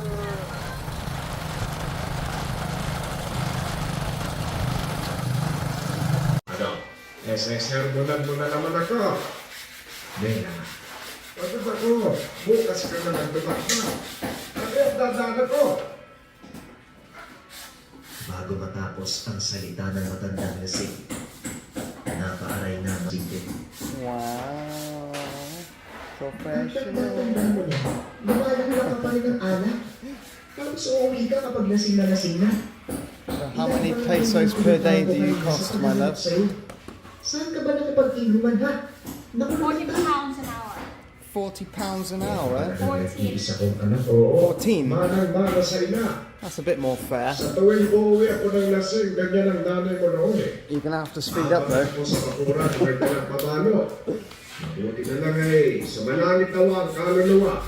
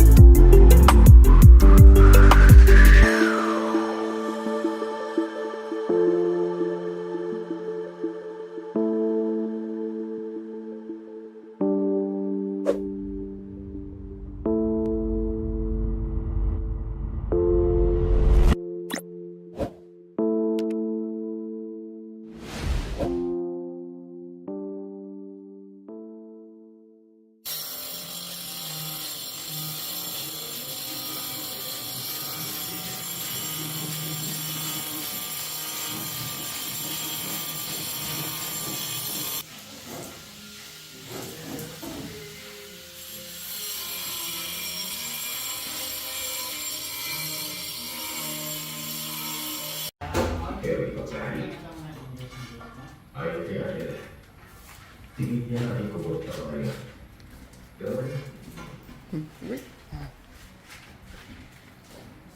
Can I come and have a look? Hello. Hello! Oh, it's looking great, huh? Looking really good. Looking good.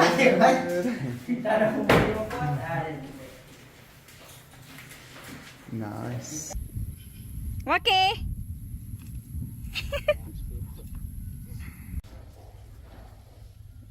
Okay, all of the people that have been skimming the walls have finished.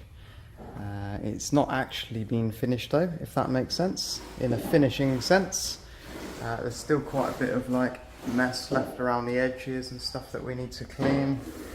I don't think that's a common thing to have the builders and that do in this country. I think they kind of just do the main work and then that's it, they're done. So we're being held accountable for tidying up all of the edges and making sure something's, well, it's all looking clean at the end, I guess. See, look, it's quite a bit messy, so we're going through a builder's clean at the moment, and there's things like this that I've still got to go over and sand, and loads of markings in the walls and stuff, that when it comes to the time that I've got to do the painting, I've actually got to go around doing filling as well.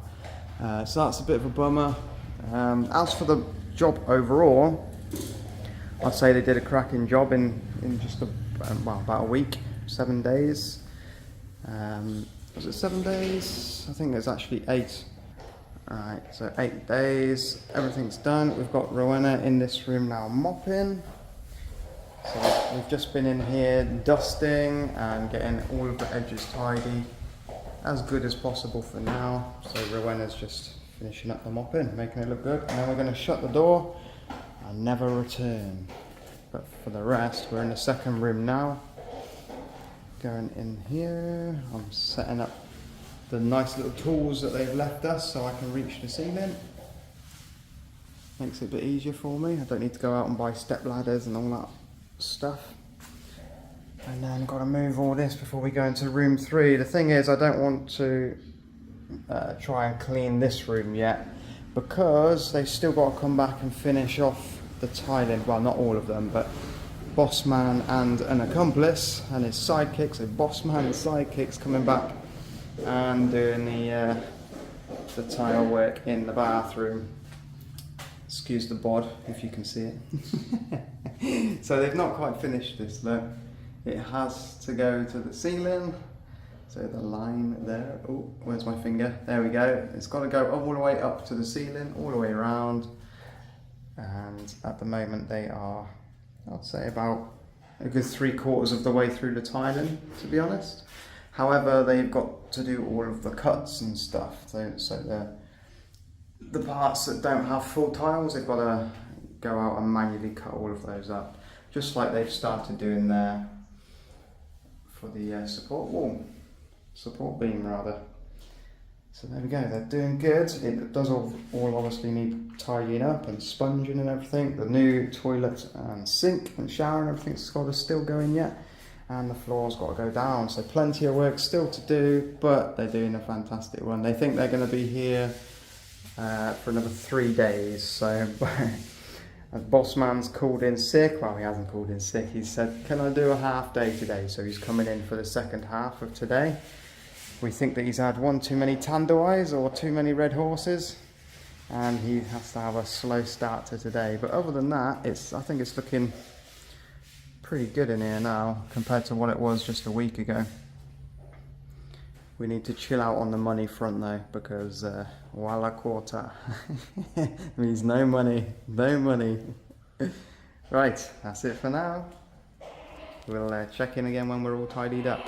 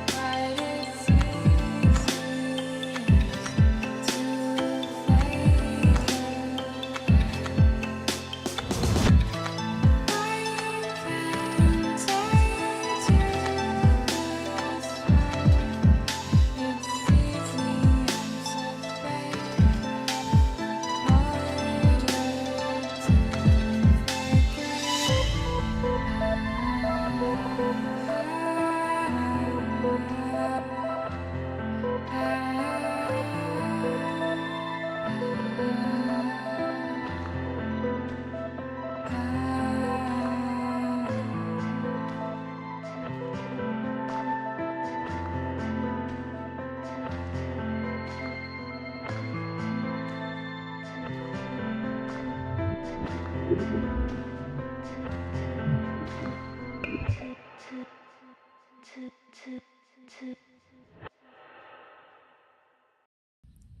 everybody and welcome to the Life as Westwood channel. I'm Wes, if you don't already know, and I'm here in the Philippines in North Cotabato, that is the Mindanao region. So today in this video it's going to be about 10 to 15 minutes long, and we're going to go through to a place called City Hardware, I think it's called. It's not City Warehouse, it's City Hardware in the local city, which is approximately 30 minutes away. We're going to go through looking for things like toilets, sinks, tiles, adhesive, grout, silicone, anything that you can think of really to help us with this next process, well, next stage of the process for the renovation. So stick with us, have a look through, get some prices, and see what City Hardware has to offer, because it's actually got a lot of choice, to be honest with you. We've been struggling here in the local town because it's just in the province, struggling to find much choice, much options for our home. So we thought we'd go to the nearest city and widen those options right up. So anyway, it's a scorcher here today, if you can't already tell. I'm getting nuked, so that's it from me. Enjoy the rest of the video. Bye bye now.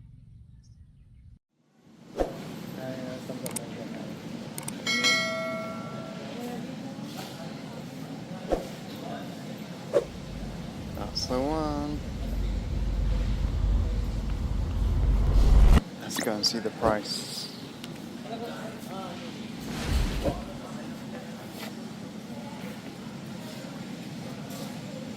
$204 each. Tile framing, black for us. It's a tile trim, $250 for a piece. How long is that? Can't even tell. So it's 10mm trim, but how long? 2.5 meters, 2,500. Is that black? Yeah, 55. Black. Oh yeah, black.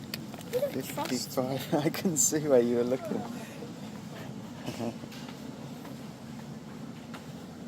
Black grouts, black trim, black tiles.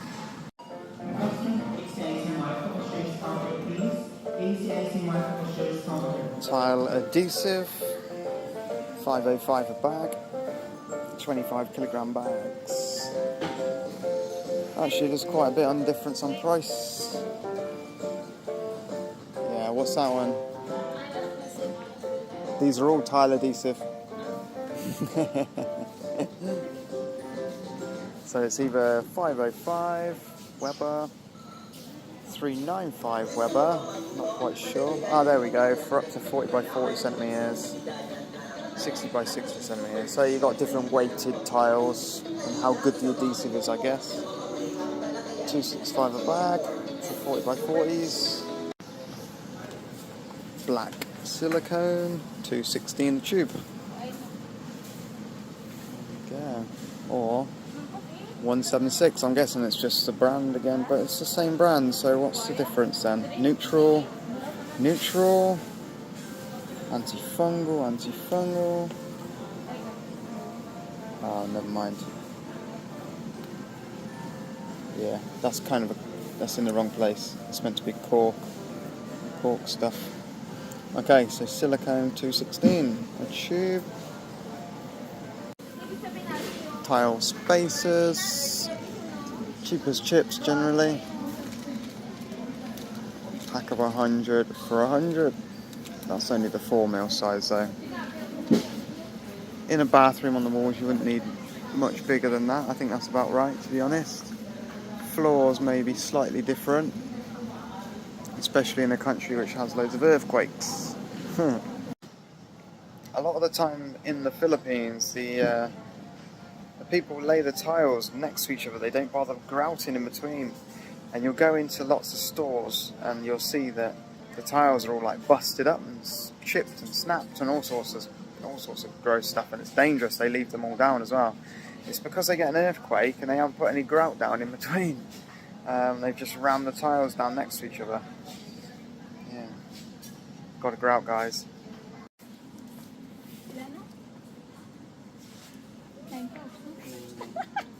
9,000. What's that? 999. Oh, coded locks. Coded locks. I don't think we need coded locks, but simple black ones. So 2.6k, 740 not quite 40 quid of door handles there, door handles and locks. That's for the front and the back door. You don't have those on the interior of the house. That's just overkill because obviously it's got the key locking on it. You don't want a key lock to every single bedroom. That's just crazy. How about what if you accidentally lock it? It wouldn't lock, right? It wouldn't just go on the door. No, it's a bathroom one, so you lock it from the inside if you're in there doing your fun stuff, and then your number twos and ones, but then you can't lock it from the outside because you don't need to, right? Okay, we've been struggling to find computer desks and computer chairs and stuff like that.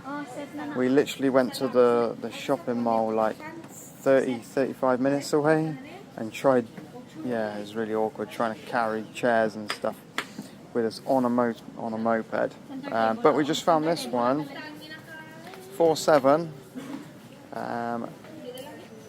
Off the top of my head, I don't know. I'm not going to try and work it out. But there we go. I was going to have to get one built, to be honest with you, from wood, from the locals. That's normally the better option to get decent, high quality furniture. But that, I'll tell you what, this is absolutely solid. I can't even like lift that really with one hand. Not easily, anyway. And we found some computer chairs.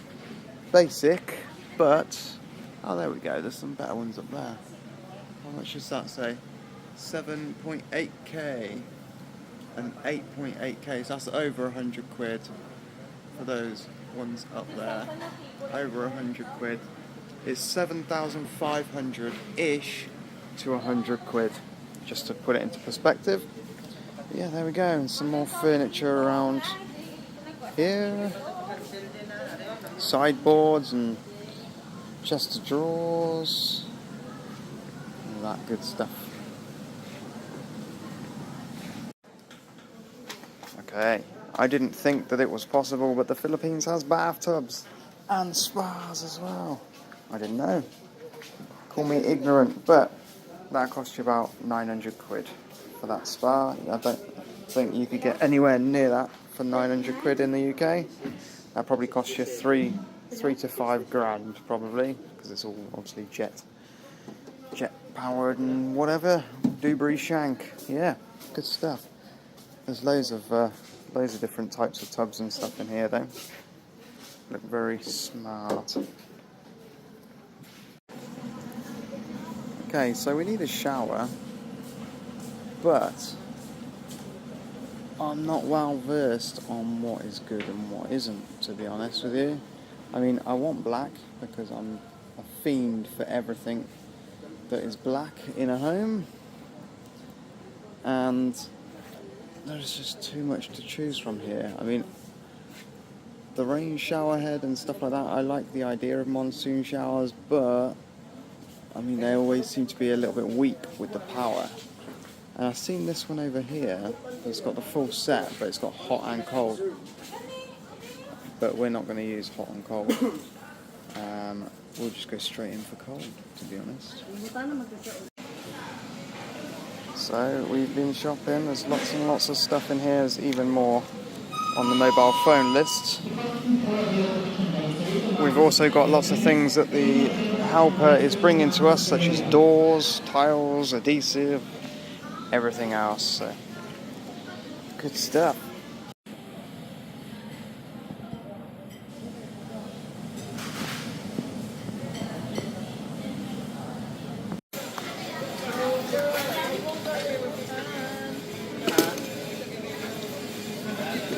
No flowers, no. Plain. Plain, perfect. Yeah.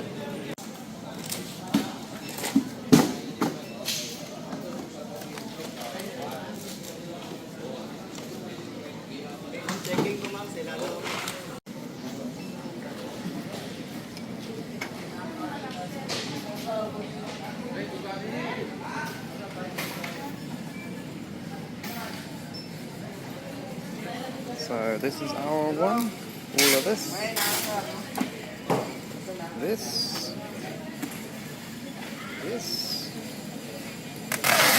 This one for the tile floors, and that one as well. My God. And also a PVC door with some tile framing.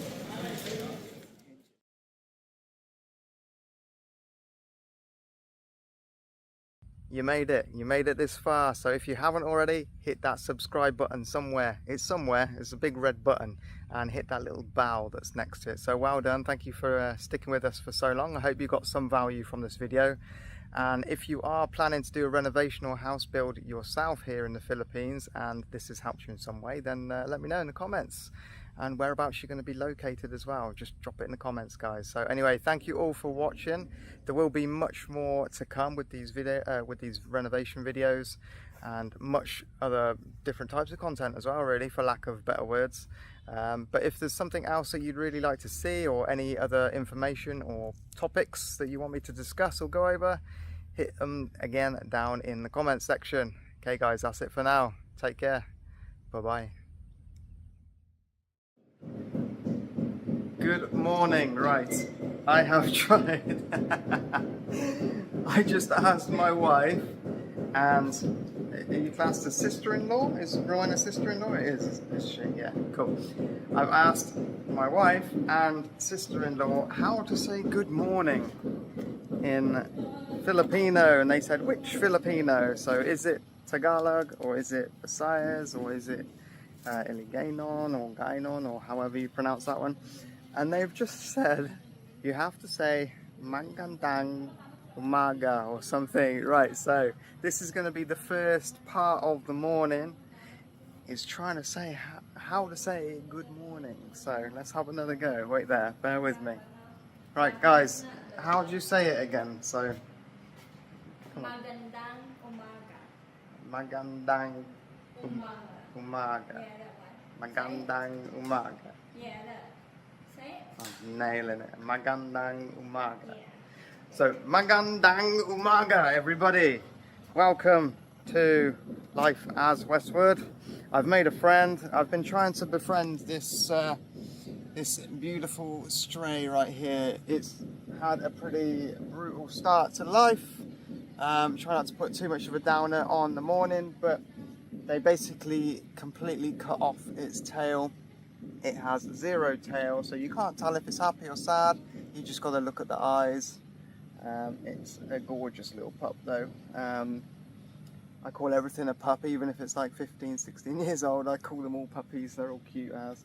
But I've been trying to befriend this this little pup for, well, since we got here, to be honest. I keep throwing bits of bread and little snacks and stuff, whatever we're eating at the time, to try and make it a little bit more comfortable. And to be honest with you, this is the closest I've been able to just sit and chill out next to him. It is a boy.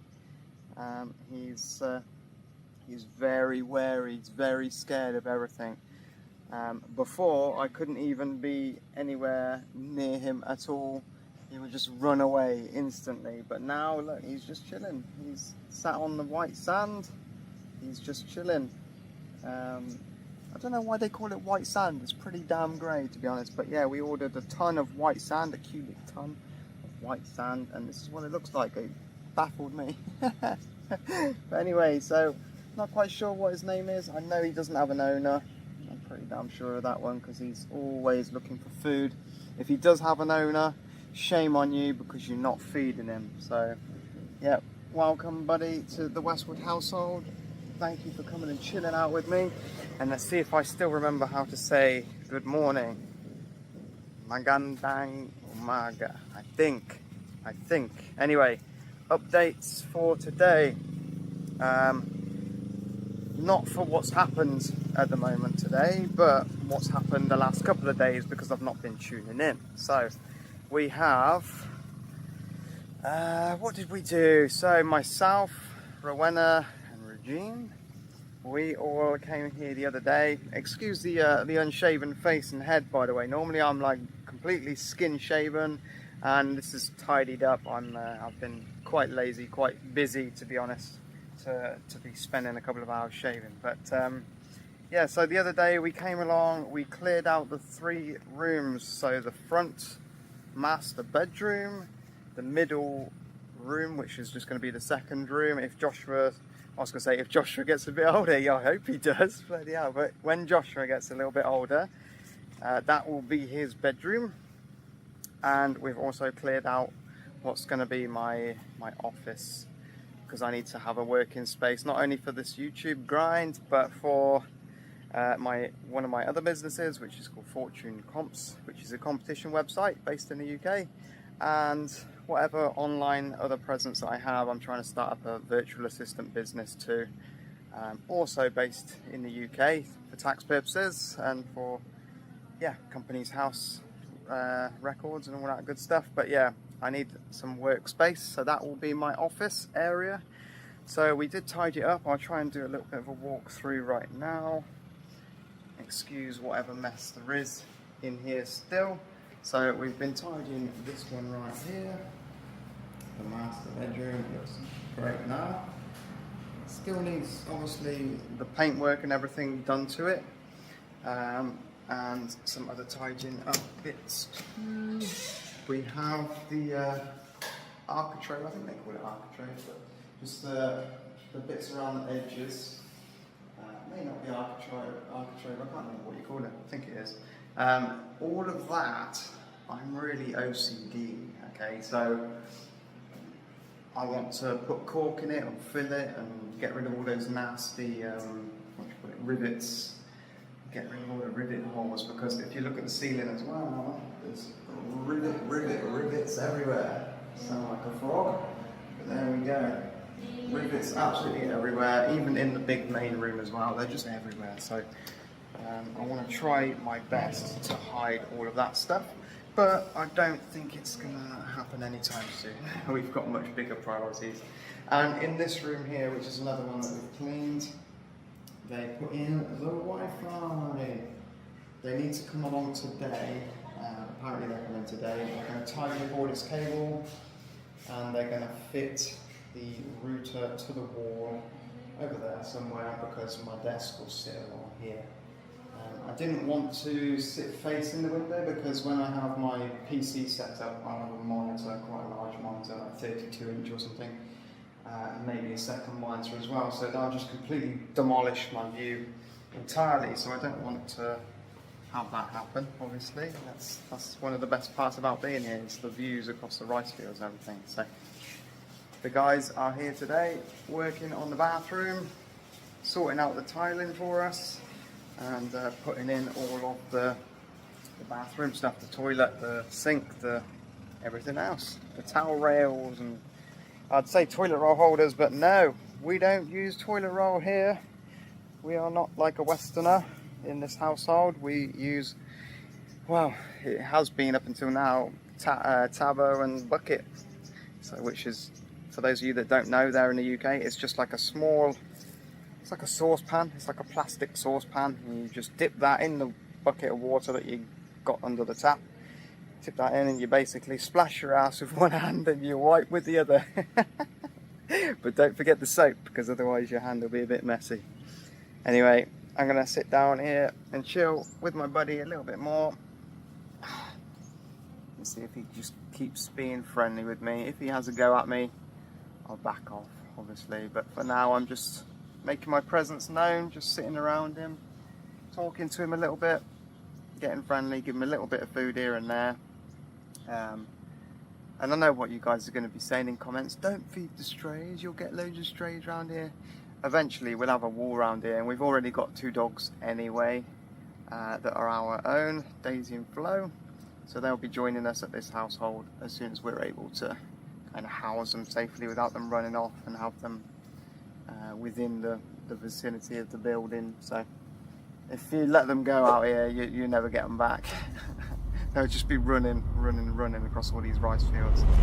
And they might even get captured because they look really, really healthy. So people might try and have them as their pets or dinner, one or the other. So there we go. So anyway, that's the update for today. Thank you all for joining.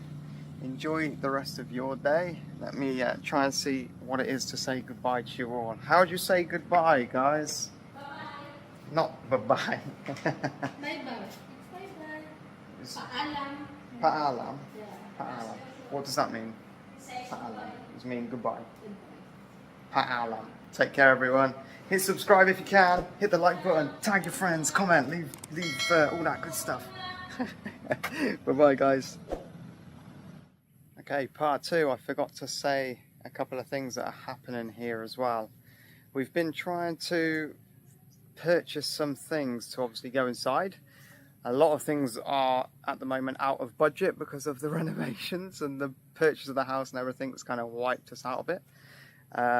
So we've been looking at the main items first of all to try and get prices and see if we can pay the cash price outright, because you get quite a bit of it's quite a bit of a discount compared to if you're doing it in installments. So we've been looking at the refrigerator, known as Ref here in the UK, here in the Philippines, Ref. Not fridge or anything like that, it's Ref. Everybody knows Ref. We've been looking at aircon, air conditioning. We've been looking at tables and chairs, dining tables and chairs. We've been looking at sofa types, the L-shape one, or one that splits. It's like it comes in an L shape, but then you can kind of split it into different sections and have it more as like a facing each other type of deal. What else we've been looking at? TV. We've been looking at aircon. What else is there? Similar chairs, sofa. Oh, I don't know what else. We've got quite a few things that we've been looking at. But anyway, the aircon, we've got a guy coming in a minute. He should be here very soon. That might even be him in his little truck now. That's 8K for the small window type. That's for him to fit it as well. We didn't go to the main dealership or the main store for that one. It's going to get a little bit noisy for a second. It looks like a milkman.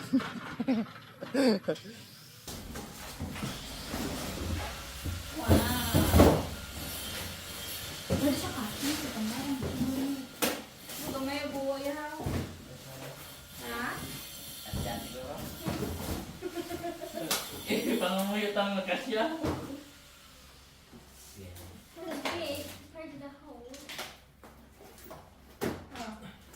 Uh-oh. Oh my God. Uh-oh. That hole looks really small.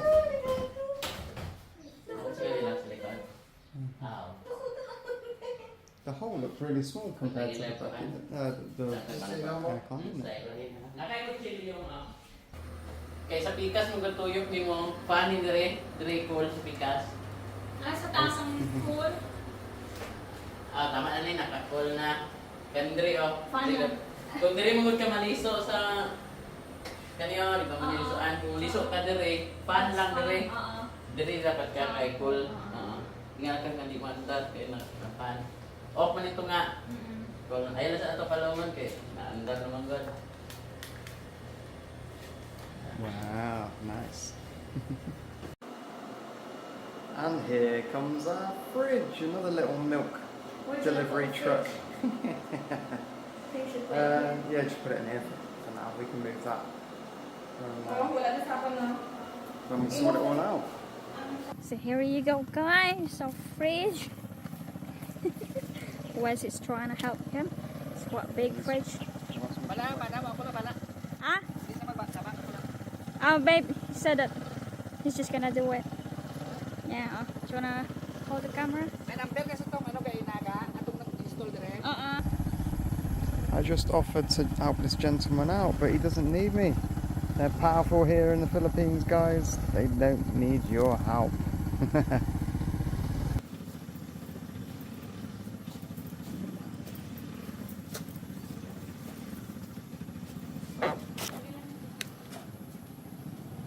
Powerful, man.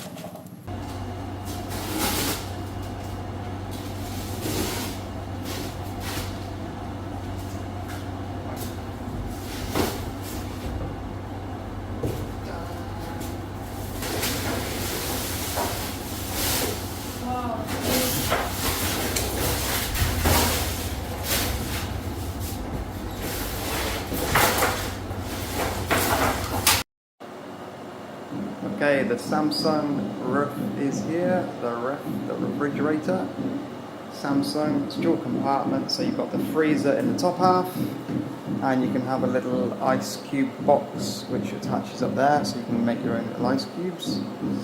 And in the bottom half you've got the refrigeration section, and a fresh box at the top there. RRP, so recommended price, or retail price, or whatever you want to call it, is 24k. But if you want to buy it on credit over like 12 months, or whatever it is, 12 or 15 months, then it's 29k that it works out at. So what's that in pounds? 7.28, just over it's about £400. So as you can see, it's quite expensive for electronics here. If you can buy stuff in cash, it's much cheaper. Because it works out about 320 if you buy it in cash in one payment. Yeah, that's it. We've got the fridge set up. We've got the aircon set up now. That one was quite a cheapy one because it's just a small window type. It's 0.8 horsepower. Normally window types are about 0.5. We've seen some window types that are 1 horsepower as well, but we didn't need it for a room this size. It is for the cost for this one was 8k. That's to install and everything. So the dudes come out, they bring the appliance, they come and fit it for you, as you see in either the previous or the future video. And yeah, that's 8k, so that's just a little over £100 currently. Yeah. If you were to buy this in the same store that we bought the refrigerator, it would cost you either 11k in cash or 13k, almost 14k on credit. So yeah, there you go. Hope those prices help. Okay, so the update is they finished the door frame because they had to completely rebuild the door frame up so that a door could actually fit and be all squared up vertically and whatnot. They've skimmed it all to make it blend in with the rest, and they've had a real good crack at the tiling. They've missed just a little bit up there at the moment. The cuts down the edge there, down the pillar or the column, whatever you want to call it. The old toilet and everything's still in here. They've not dealt with that one just yet. They've gone to the top around there. They're going to they're going to grout along that top edge, the edge that meets the tiles to the ceiling. So they're going to grout in whatever small gaps they leave and along the tops there. They've still got some more cuts down that supporting column there as well. And obviously the floor still needs doing. They've gone around the light switch here. That's how much they've built it up, like you can see. That's a mixture of adhesive and cement. That's how they do it here in the Philippines apparently. Adhesive and cement. It's an absolute nightmare trying to get it back off the wall. I found that out the hard way. And the gap up that top edge as well is also going to be filled with grout. Obviously the tiles aren't going to look like this. They are going to be cleaned and looking beautiful. And all down that edge there you can see still needs to be done. So hopefully today they finish the walls and perhaps they start putting in some of the bathroom stuff, as in the toilet, the sink, etc. To try to make it look like it's making real good progress. But yeah, there we go, that's what the tiles should look like, thereabouts. Just by giving it a quick rub, there we go. You can see my reflection. There you go. So hopefully some of the bathroom gets put in. I don't think the floor is going to go down today because that's a pretty big job, to be honest. They're going to have to self-level this to some extent as well, and build up that little step down there as well. And sort out the drain too, because there's a drain cover that's got to go over there. So there's still quite a bit left to do, but I think the progress that's been made in just a couple of days really is pretty awesome. Magandang umaga everybody, I hope I've said that right. Welcome to everybody from all over the world, from here in the Philippines. This is Life as Westwood channel. I am Wes, if you don't already know, if you haven't seen any previous videos, and I am here in Mindanao, Philippines.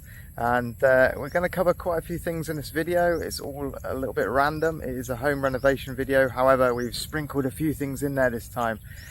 We save a frog, we spray paint a plastic door, well I do, and I fail because the wind blows it over and just destroys it, but yeah, anyway, we'll get into that one. What else did we do? Let's have a look. Where's I've got little notes here. Yeah, I have to make a note now. My brain's just doesn't work very good.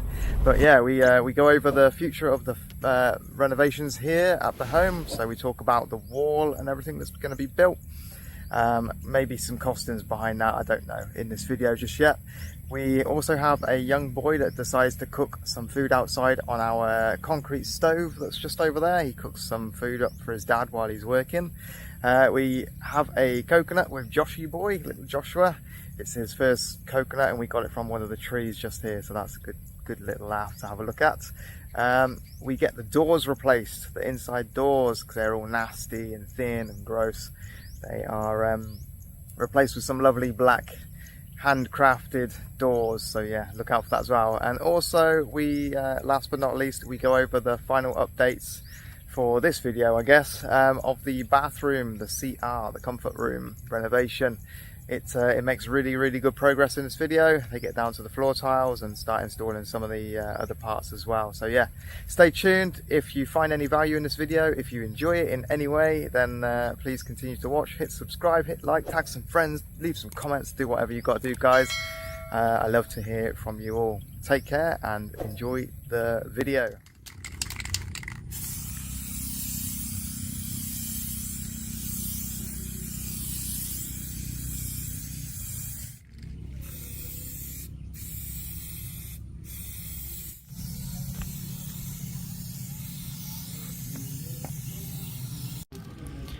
Okay, so this is the door for the CR, the bathroom. It was white until not very long ago.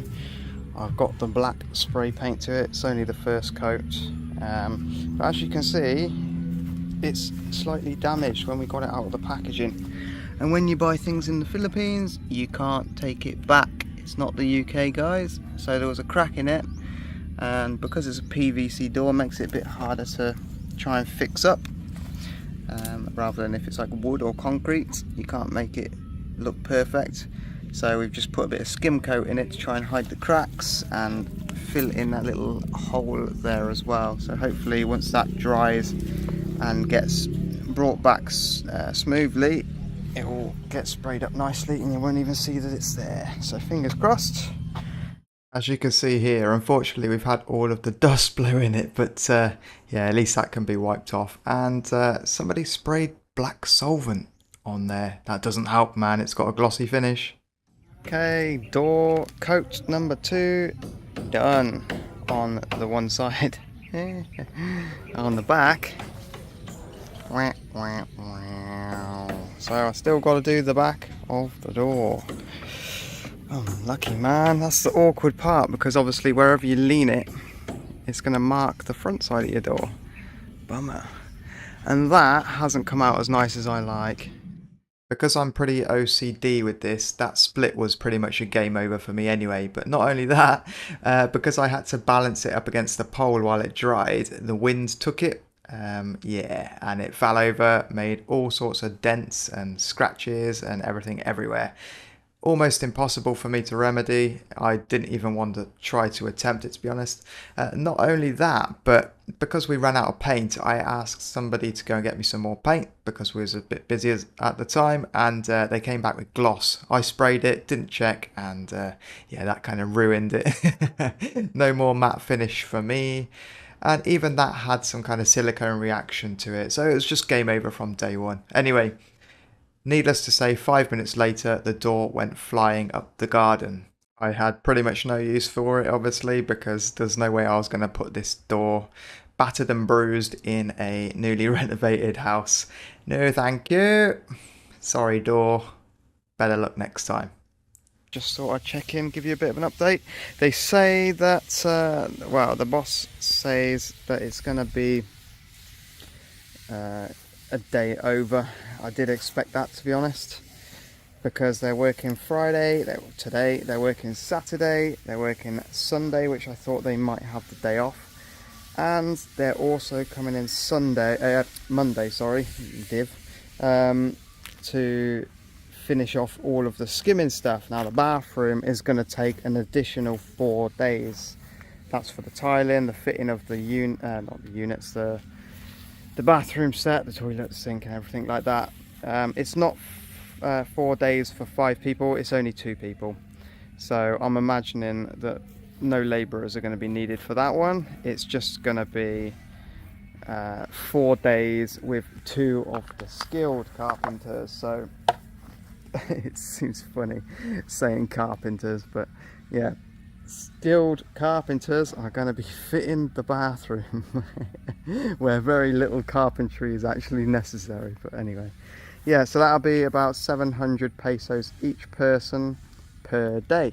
So quick maths says that's 1400 per day times 4, 4, 8, 12, 16. There you go, do the maths, guys. So 5600 pesos for the 4 days for labour only on the bathroom. Obviously the materials are all separate. I will try to figure out how to cost all of this up separately, but yeah, I may have already said it. I'm not sure how I'm placing these videos yet, but there you go, guys. Any questions, please ask me in the comments section. Just to give you a little bit of an insight of what we're planning. Eventually, well, first of all, we need to put a cyclone, which is just like a wire fence, all the way around the perimeter, because without that, apparently, people can just come and move in on our land. Although we've purchased it and surveyed it, you still need to define the boundary, otherwise you can get the equivalent of Philippine gypsies come and just move into your land. Many months after that, we're gonna rip the cyclone out and put in an actual wall. We've not decided yet whether it's going to be a 6 or 7 foot wall, or if it's going to be a 3 to 4 foot wall with a 2 to 3 foot metal grid on top all the way around. Because the thing is, there's such lovely views around us, I don't want to look out the window and just see a 7 foot wall, whichever window I look out of. So it'd be nice to peer over the top of the wall but still have the security needed. And also you can have broken glass, you can have razor wire, you can put on whatever the hell you want on the top of these walls, apparently legally as well. So yeah, I think we might be sticking up some razor wire. Baby frog. You watch it jump at me.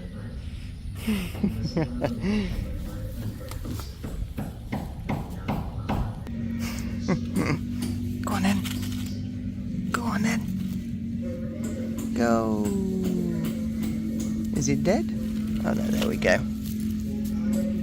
Mission success. I was debating to actually knock this concrete stove / oven cooking device out of the garden. I was going to crumble it down to bits and just get rid of it, but after seeing this young man make use of it to cook his old man some dinner while he was working, it kind of just changed my mind, and I thought, you know what, it would be, not only would it be difficult to get rid of anyway, but it's quite nice to have some kind of traditional Filipino feature here in the garden, and it is practical as well for if anything does happen. I don't know, we run out of gas, for example. So yeah, it stays. What's he cooking, babe? What's he cooking? Rice? Yeah.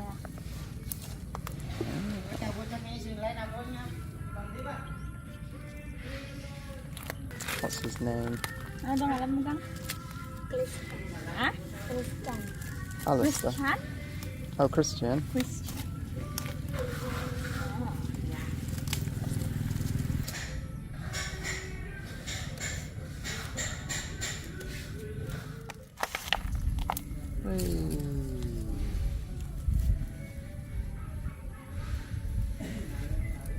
Who needs a rice cooker, eh?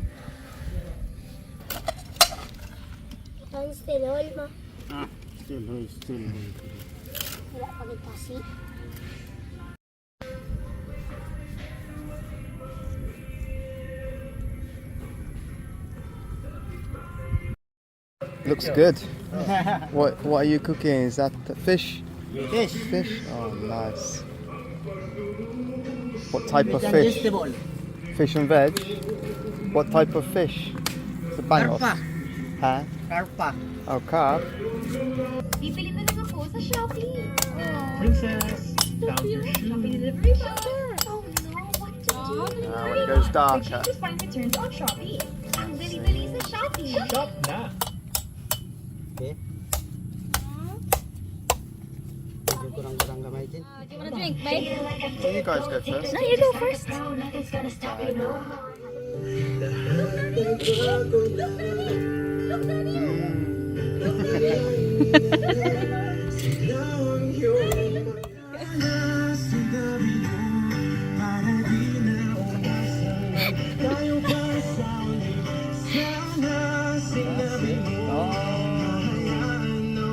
Drink it.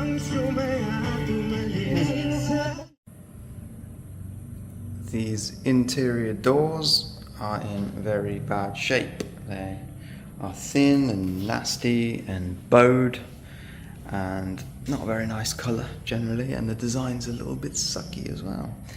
So yeah, I'm just bashing the doors. They've obviously got some gouges and all sorts of stuff as well that's wrong with them, but equally the door handles and hinges and everything's bust because apparently a previous tenant which was staying here temporarily, I don't know how they managed to do it, but they had to basically break all of the doors because I think they're key doors, keys for the locks, and maybe they locked themselves out of every single room but apparently they had to break every single one.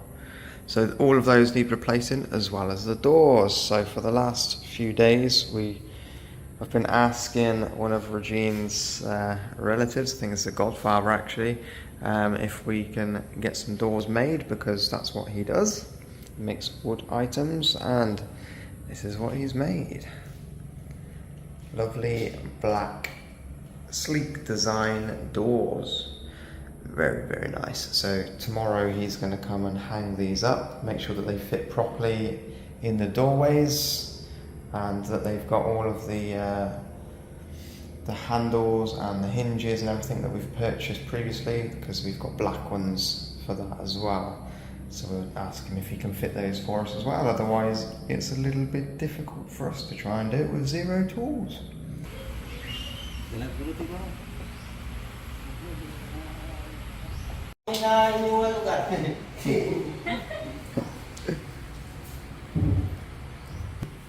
I was thinking, why did the door open that way?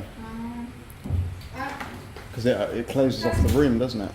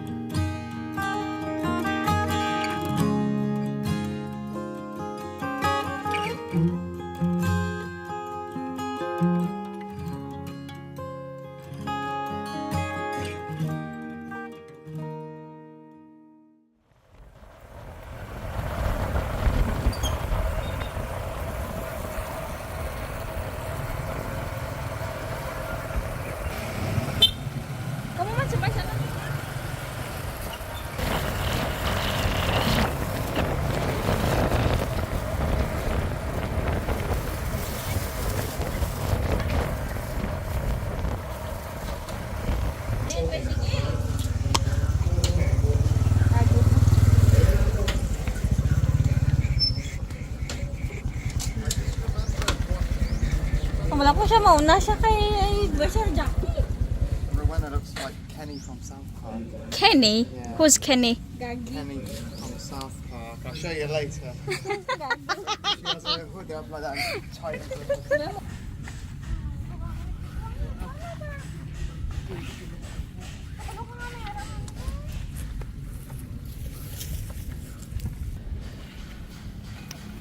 We going back to UK? Yeah? Hell no. Why not? It's Joshua's bed, guys.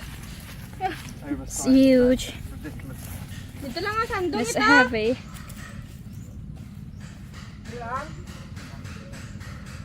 Hindi dito to sandong. Okay, it has been bathroom day today. Comfort room, CR, better known as in the Philippines. They've almost finished all of the tile work, which is epic. Obviously you have to ignore the the door frame there because it's not finished yet. But as for the tiles, they've almost finished them. They've not done the grouting yet. And they've not touched the floor, but I'll show you that in just a second. Hello, reflection.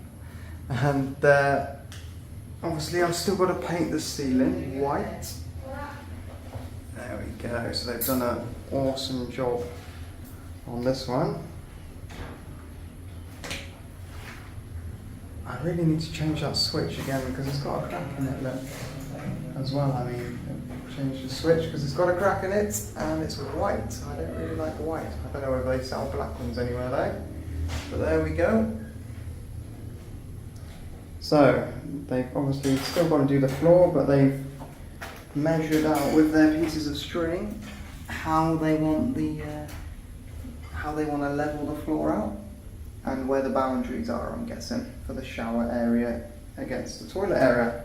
So there we go. The sink, if I've not explained in another video already, the sink will go here, the pedestal, and then the basin across here, and then the shower will go up here, just to this side of that area. So we've got this side for the sink, that side for the shower area, and then the toilet will sit just there.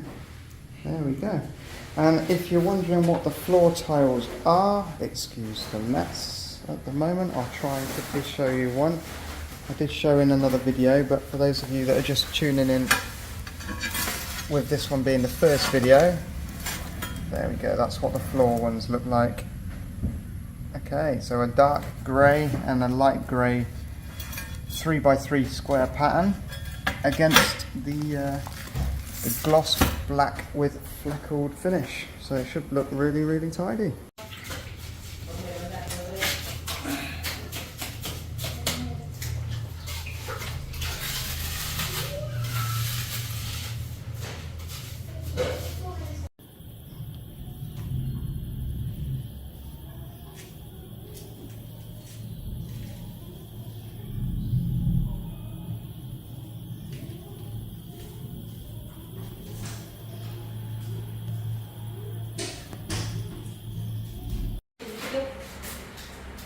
Okay, I've just had to try and tidy up some of these edges with everybody, sanding them all down because the skimmers kind of just left it all a little bit deep around the edges, so we've just been making a mess. Woohoo!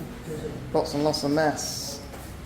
Yeah, we've got the, I'm following you, we've got the cleanup crew on the case. We'll tune in after.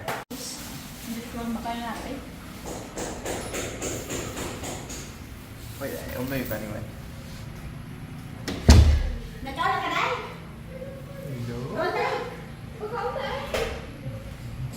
They're so fast, it's unreal.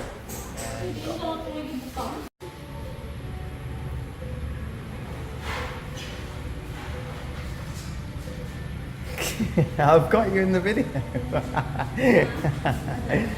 I've got you. She always tries to hide from me, guys. She was always hiding. Cleanup is well and truly underway. Doors have been wiped. I've been and sanded literally all of the areas there. The guys, well, Rowena and Benji has been lightly sanding the tops there and across the walls to tidy up the skimming work, the plaster work. Shouldn't have to do that, guys, but yeah, I think standards are a little bit different. Yeah, but I'm not going to complain. The work that's been done is absolutely awesome. If you can see my body in any reflection, then I do apologise. But yeah, we are well underway with the cleaning. The bathroom is still being finished. It's clean up to that line. You can see there's like a dusty line right there. But yeah, the bathroom is almost done. We're almost there. I love these doors. These doors are epic. Really, really solid doors. Heavy as well. Really heavy doors.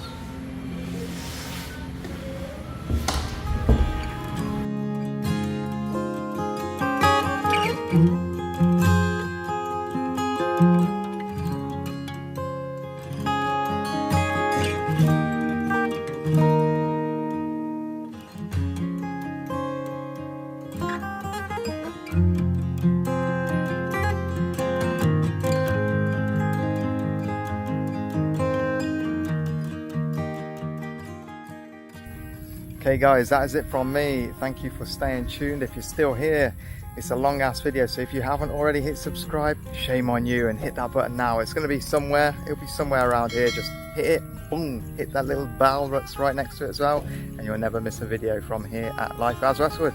Take care guys, and I'll catch you in the next one. Bye bye now. Hi everybody.